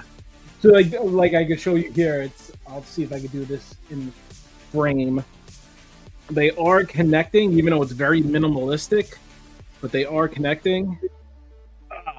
I'm gonna try to get the flame there. It's kind of hard to hold it like that. Yeah. Like at the bottom. Hold on. Yeah, that's the connecting. It's horrible, but they are connecting covers. So they go like, yeah. So you got the connecting set. And then Sorceress goes here. Evil Lyn goes here. So you got the closed version, again, the nude, and then the close-up nudes. They're asking what is the name The, of the... the artist is Obsidian. He actually did the color work and the art. I've been paying attention to his work. I am a big fan. I've got a lot of his covers. He's I guess I wouldn't say he's more of like an semi-upcoming artist. I've watched him do live streams of doing his art. He absolutely murders females. Like he does them so well. He also did like where's the ones I just showed? Like the punchlines. These are Obsidian too. Oh, really? All right. So yeah, you can tell like the work that this guy does. I love his stuff. Like even like just the face work. It gets clear.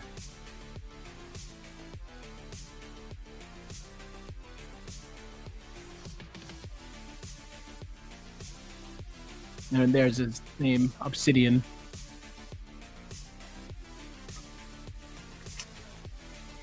And if you look online, these are way more than this. Yeah, I actually had to start a section in my comic book collection under T for titty books. Yeah, you told me. I don't know where else to put them, so I just put them under there. MT's not here? I thought he'd be looking at all googly-eyed over these. You know what? He's not even here. He jetted, I guess. Oh, man, right when the Master of the Universe books come? Oh, we're at 131. I forgot the name of this. Don't worry, that's cat hair. What the hell? The layer. I forgot the name of that one. Oh shit! I just noticed that's what's his name? I can't think of that guy's name. Shit. Anybody in chat, help me out. Beastman? I think it's Beastman. All right, we are moving to overtime. We have, I think, 3 bidders at this point. Maybe 4. And then I forgot his name. God, I've been so disconnected. I think Oro or something. That sounds right. Evan's face is amazing. All right, guys, we're at overtime right now. And Collecto is in the lead at 131. All 6 books are in. And they do connect. Yeah, connecting, full set. There's no other versions of these. This is them. Nice. Fix the lighting a little bit more. God damn it. It always happens on the end. That's fair, I guess. Yeah.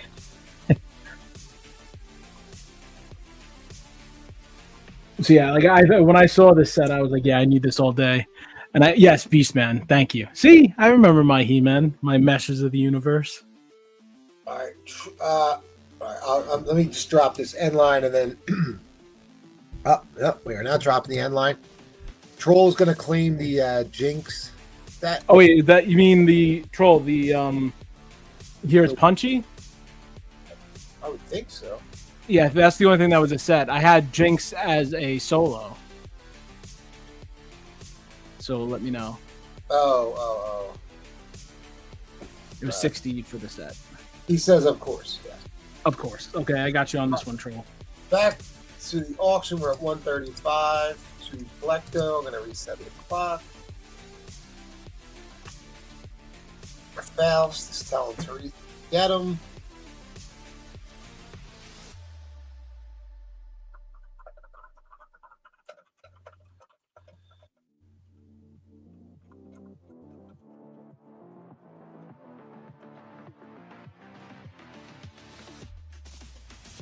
Well, at least yours actually connect, unlike most of Paul's connecting covers, which never connect to anything. Yeah, these are like strangely connecting. Again, I'll show it again. I'll move these two, the 2 close-ups, but they connect the opposite way.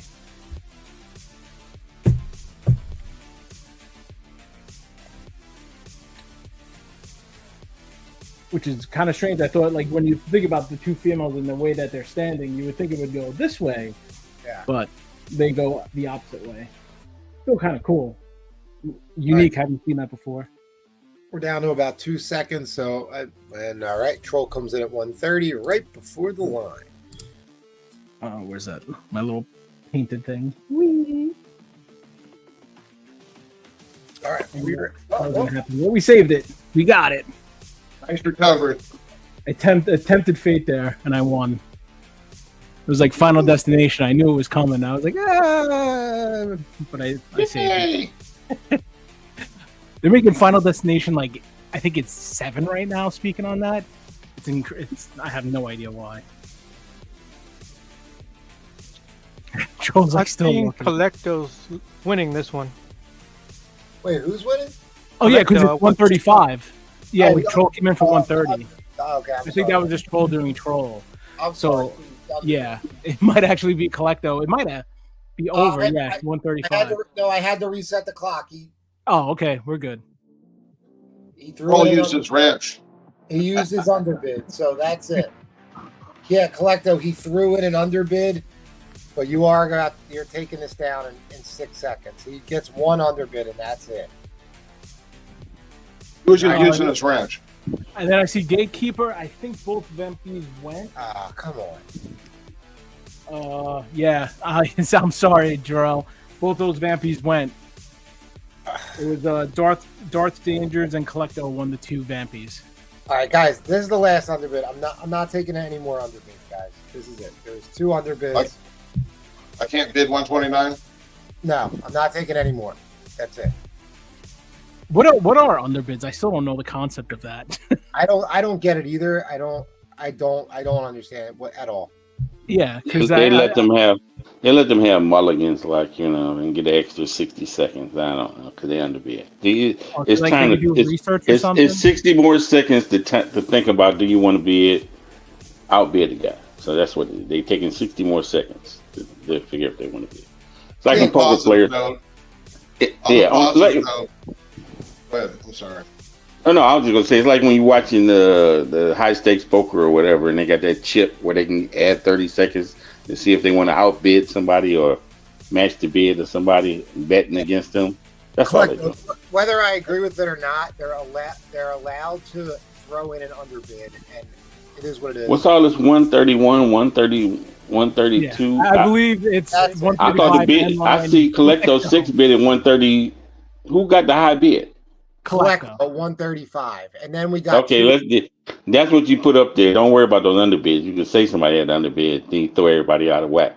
Yeah, and then and then we got 2 underbids came in, right? Yeah. Gerald and So this the last underbid I see was 130. You had a 132. Collecto was 35, then Yeah, Troll Collecto took it underbidded down. at 130. That's the last. So this is the last 60 seconds then, right? It's over. That's all I see. It's over. Yeah. Over. He won. Yeah, he collected all right.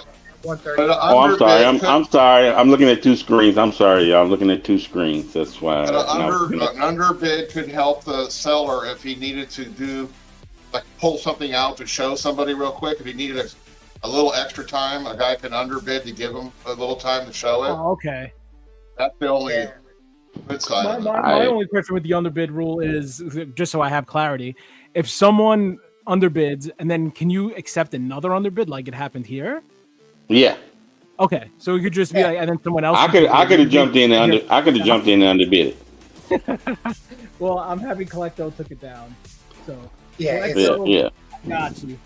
Yeah, they're not. I could have came in. If you're coming in late and you don't know what the lot is, right. You don't have a clue what the hell going on. But you see one book out of the 6 you might want, you can throw underbid in. Yeah, I know Collector is bullshit, but Yeah, I don't know. That Troll, that's your fault.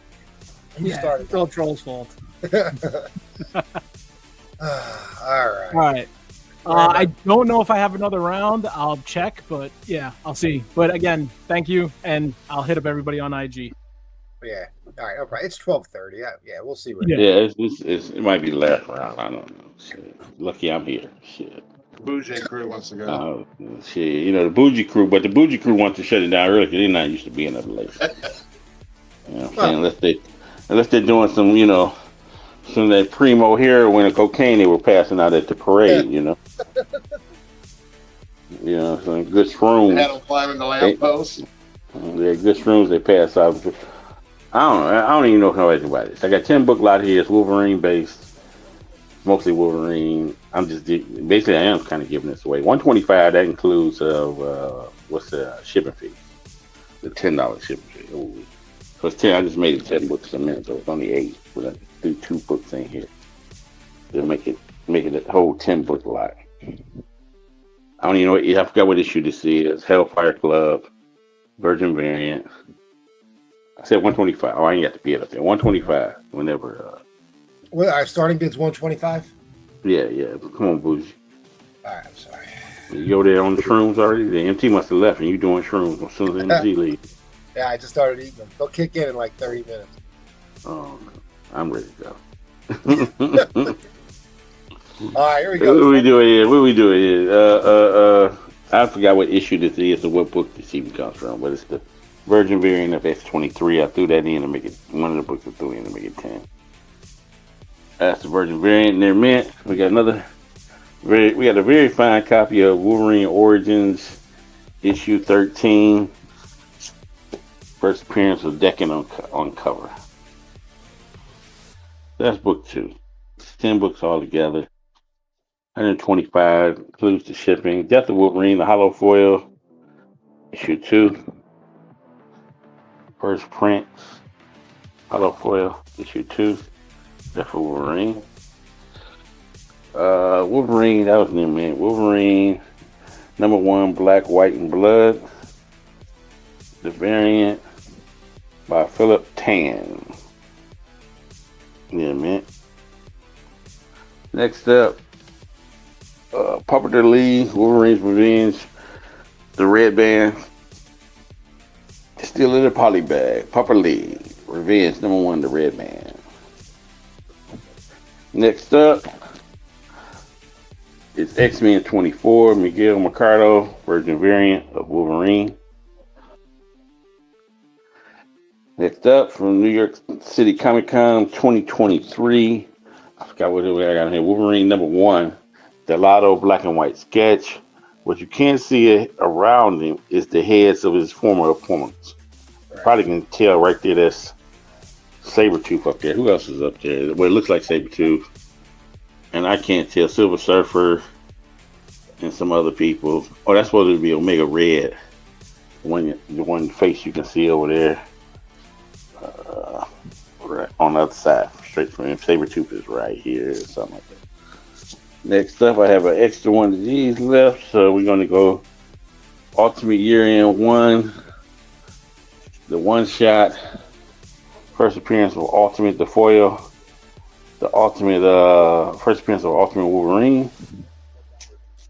From MegaCon, the book 9, from MegaCon, you got Ultimate Wolverine number 1, homage to Wolverine number 1.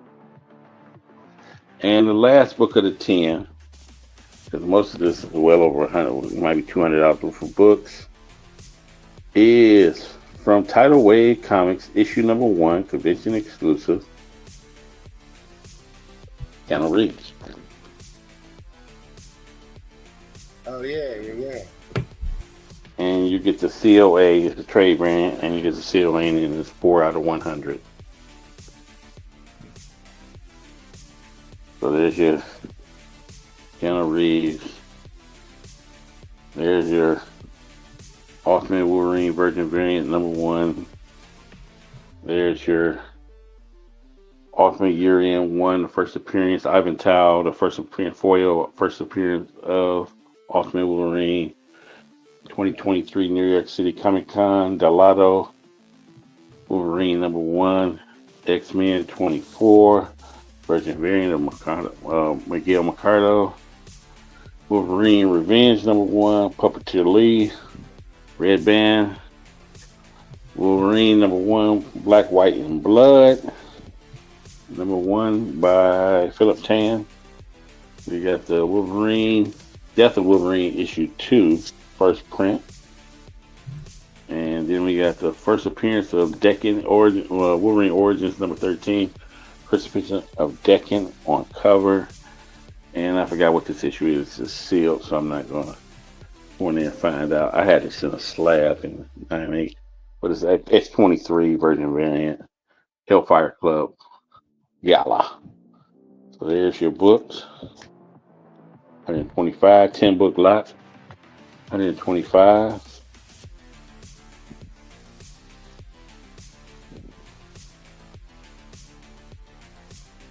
You got a compliment there. Who? You got a compliment, Roman, from Gatekeeper. He said you brought some good books. You ain't playing. Oh, thanks. I had to reach down and look. When I reached down, lean over to look and see what it said. I'm fading fast. Almost over, man. Fading fast. I think somebody wanted me to. I seen that somebody wanted me to break these up. They just wanted the Keanu Reeves, and I just. All right, guys. Unless I get a bid real quick, I gotta drop the end line. Yeah, that look like it. 125 includes shipping. All right, guys. Fair warning on the end line. Just nothing but compliments for Roman. Just, yeah, that way I can take off next week when she's here. there you go. Got Nice strong books, Roman. Tuesday. They should have sold. Yeah, got strong Tuesday night crew. So Tuesday night is the strong night. I don't know why we got this boozy guy here tonight. I'm just hitting buttons. Yeah, young Philly in the house. young heroin and that pure cocaine.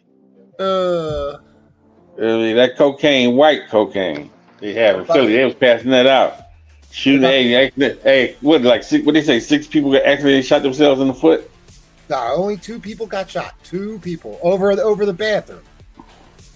Yeah, only 2 people got shot. Got to use the bathroom. If people get in your way, you get shot. Apparently. Hey, I try to, I'm trying to move some product over here like they do in Philly, but it wasn't cocaine, so I tried, John. Yeah, I know one book was $50, I'll be glad to hold on to the Keanu Reeves. Yeah, that's why I won't break it. Unless they buy them all, they can't get the Keanu Reeves, and it's near me. It's ready to go on the slab. So if you want the Keanu Reeves, you got to buy them all. And actually, the one I don't want, because I got a few copies of the Ivan Tyler, this one. That's the one I really don't want to sell. But it's in the pile, so what the hell. I tried. And then I put 2 extra books in it just for that one. And included shipping in the 125. So if somebody could have bid at 125, they was only paying 115. I tried. I can hit you up. $11 a book. They can try now. They had to wait and see. If I go Psycho next week and put it in a box. I gotta do DC next week if I do it in a box. Shit. There you go. You didn't mention the pink palace. The Pink Palace. All right. Dallas, the Pink Palace. Hey, I don't like to mention Pink Palace because I don't know if somebody on the panel, brothers, had to go to the Pink Palace. No. All right, Roman. I'm moving over to For those who do not know what Dallas, the Pink Palace is a penitentiary in Philadelphia, and is very known for its homosexuality. Why do you think they call a penitentiary the Pink Palace? You got bulls and musty bulls lying all over the place when you out there in the yard. You gotta get the sword. Got to keep a sword with you because you might have to stab somebody that's coming for the pinkness. For that pinkness, you might have to keep a sword with you. Well, we learned something. You learned something there. Don't drop the soap. It's classic. Don't drop the soap. That's some valuable information there, Roman. Yeah. Watch yourself. You got to watch yourself. I'm moving on. Show me what. That's what when you drop the soap, you know what they say in the shower. Show me what you're working with. Watch yourself. Show me what you're working with.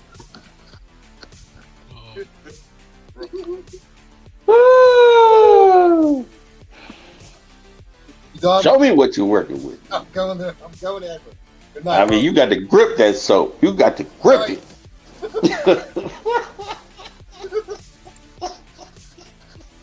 All right. I got to go. Edwin, I had to bring up the Pink Palace. Sorry. Can you outdo that, Edwin? Boy, we're just having a ball tonight.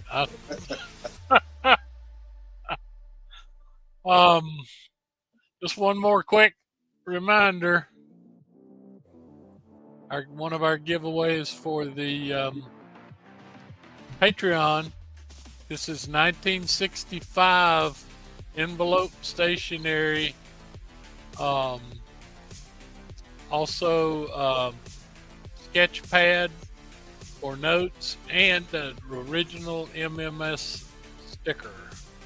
This is all 1965. Very hard to assemble this goodness. I got it years and years and years ago. Okay. Let's see. What was I going to do? All right. First of all, I've still got some good stuff up on the board. I've got a bunch of X-Men. I've got a bunch of other X-Men. If anybody is interested in X-Men. Maybe not. Okay. I don't think there's really any reason to show anything. Everybody knows what these are. I mean, I don't think people saw the grades on them though. I don't. Well, I got an 8.0 here with white page, another white page X-Men. That's next to the last. 66 was the last. That's pretty high. This I see that one to the right of it. Yeah, that one. I saw somebody asking $200 for one of these on IG the other day. I don't know why. I mean, it doesn't. The guide doesn't have it priced that high, but they must know something about it. I've got. This is always one of my favorite ones. First Sauron, which, as you know, is kind of like a pterodactyl reptile guy, and he appears in 60 and 61. Marvelous story. Got a solid, issue 51 by Steranko. As you can tell, not that he doesn't put his name on every cover, which I love, but this is a really cool book. This is a pretty high grade key here with the death of Professor X. And I guess that's it. Here's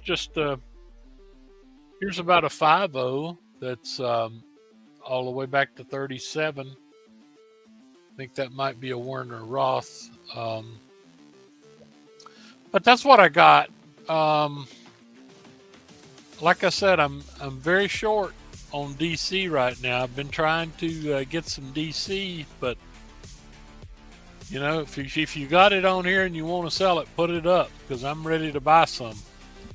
What I'll do this auction is I have two Mark Jewelers, a really high grade, a mid grade, and I have this Conan with the special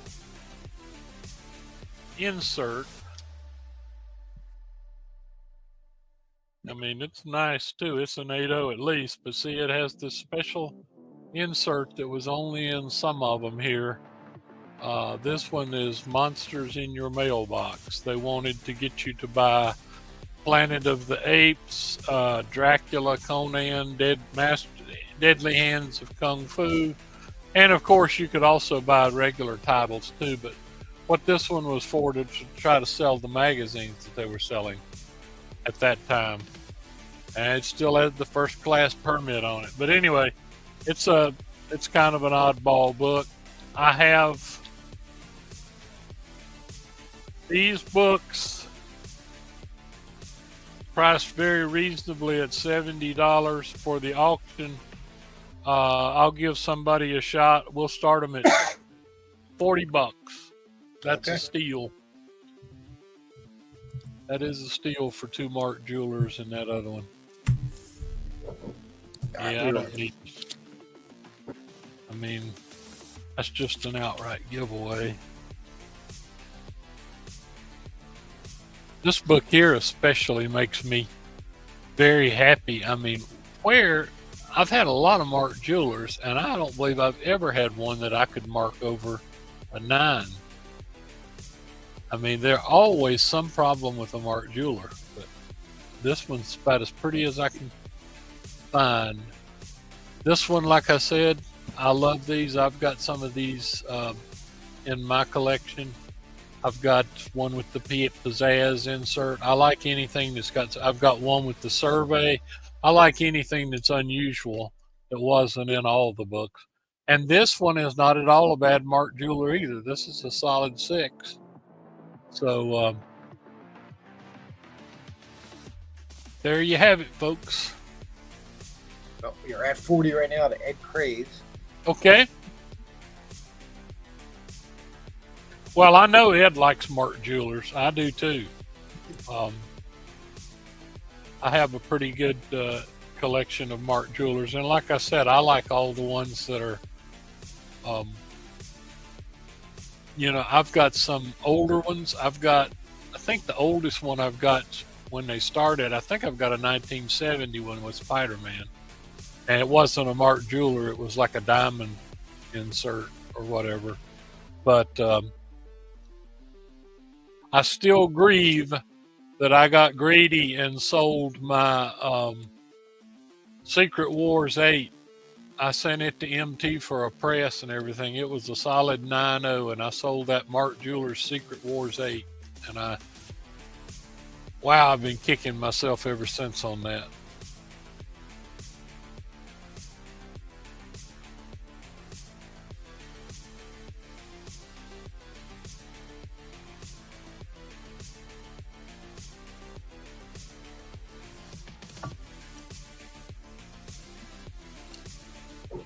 You got a question? How is Mrs. Price doing, Edward?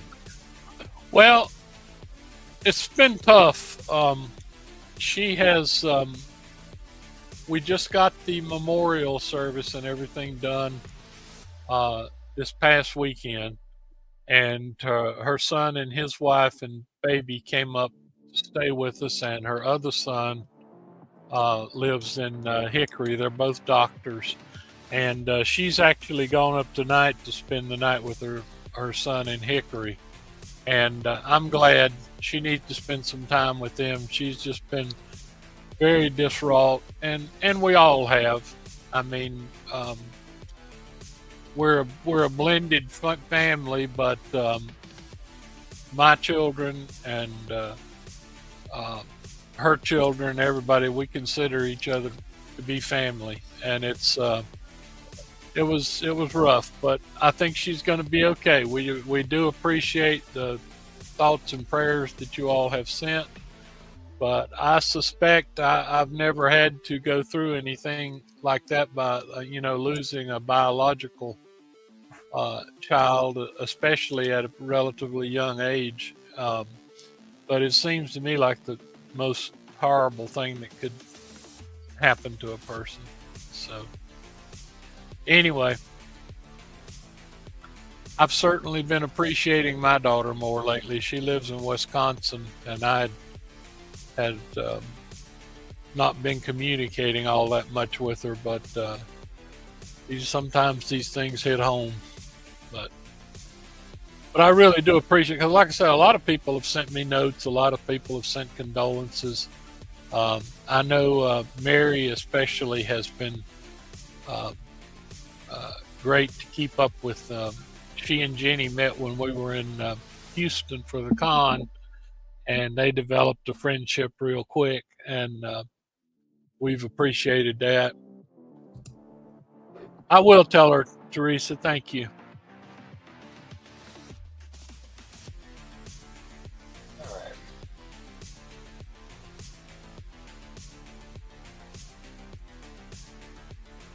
I mean, I'm not saying, I mean, it's inevitable. I mean, in my family, I mean, I've had a lot of death in my family. I mean, both my grandmothers were dead by the time I was 5 years old. And my mama passed away when she was only 63. And my dad was in a fatal car accident when he was 73. And of course, I've had a lot of aunts and uncles that had various problems, but so I'm not unfamiliar with things that hurt, but losing a child just seems like the worst possible thing that could happen to someone. So thank you all. Okay, who took that down? Ed? Okay. Thank you, Ed. I believe you will like these. Thank you. You and I tend to like the same kind of books, and I think you'll be happy with these. Two Eds are better than one. Yep. Okay, so thank you, folks, and thank you for letting me share a little bit there, because it does help to get some of it out sometimes. Because this is really a comic fam. People ask me all the time. They try to equate us to a business or whatever, but we're really not. We are a comic fam. Our business is loving comics and entertainment and getting along well with each other. Well, except Paul. And but you know, we all really care for each other. And if you've noticed in the comic community, when there's been an issue, the comic community runs to help people. You know, fortunately, we don't need any help in this matter, but there have been people that needed help, and the comic community's always been very good about that. So thank you all very much. Yeah, thank you. All right, I don't know. All right, well, thank you, Evan. Yes. Seth, if you want to do another one, we can. No, I'm good. I'm All right. good. You want to just say late and Yeah, my battery's dying on the camera, so thanks for having me on. If you saw anything you like or anything I had before, just shoot me on IG. Yeah, thanks for having me on. all right. Thank you, Seth. I appreciate it. Sitting up straight, Ed. All right, there we go. Yeah, I could go on, but I'm good. Well, do it. Do it. We're not limited. Oh. If you've got something to sell. I have, you know, no, I'll just go. Everybody wants to go, I'll go. Okay. But I appreciate, we had a good time tonight, I thought. You know, I tried to show some stuff from the Golden Age and the way they used to do it. Yeah. And if you go to my IG, you can see some of this information. I try to put it up as just a learning thing, because I'm still learning. I'm new to comic books, like most people already know. That I've only been collecting for 3 years. I know it looks like I have. Wow. Looks like I've been collecting longer now, but I have so many vast interests, and I've moved on from so many things. And anyway, I've got hooked into the comic books, and I appreciate the community and all the sellers and buyers, and had a good time. And the show was a good time. Thank you. That's great. Thank you, Ed. Thank you, Ed. All right, Maddie, don't blow it. Yeah. Oh, my fish just like jumped out of the tank. But anyway, thank you, everybody. Had a great night. As usual, I appreciate all the support with everything. I should maybe be back next week. I'm not 100%. I'm definitely have to restock. I have to get a lot more books. And I also have to send a submission to CGC of raw books, not blanks. So I'm crazy busy.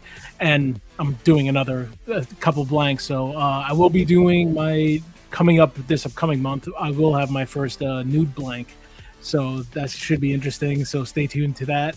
And then also just a shout out is tomorrow at Madhouse, Helvetica is doing a art piece. If you don't know, Helvetica is an amazing artist. He started drawing way before me. So check out his art tomorrow. He's going to auction off one of his pieces. And it's a Witcher from the video game and the Netflix show. It looks insane. Check it out. He put it up on his Instagram and also on Madhouse. That's going to go up tomorrow. So pay attention to that. And then, yeah, again, thank you, everybody. Thank you for the panel. Seth, Brian for coming through. Ed Crazies is always. Roman, even though he's here for a little bit. And then, of course, Edwin. So thank you. And MT. Almost forgot MT. and everybody in the chat. So Hey, when stick are you around. gonna have that semi-nude ready? You said it's a It should semi-nude, be right? Yeah, it will be Yeah. next month. It will definitely be Next next month. It's the next blank I want to do, but I have a commission I got to do, and then someone else hit me up for a commission. So I've been busy, but it will be next month, 100%. All right. So That stay should draw a tuned. pretty good audience.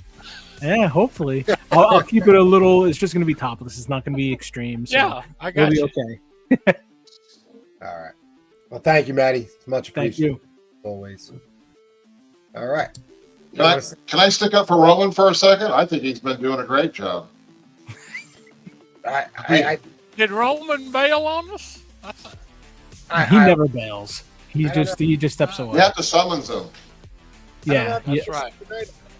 Yeah, we have to get the Submariner to come on and say, "Who are you?" Does anybody remember the show where he snored the whole show?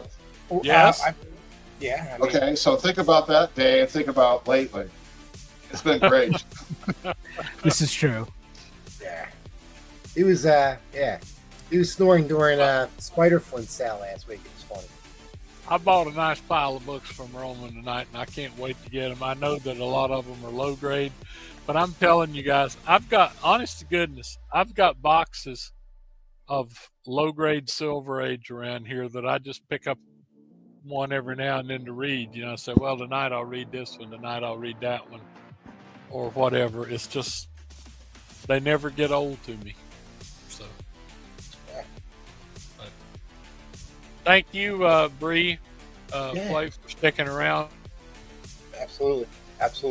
All right. Well, I guess I'll end it if that's all right. So yeah, thanks for everyone in the chat. If you were just hanging out, if you were buying, throwing in underbids, whatever you were doing.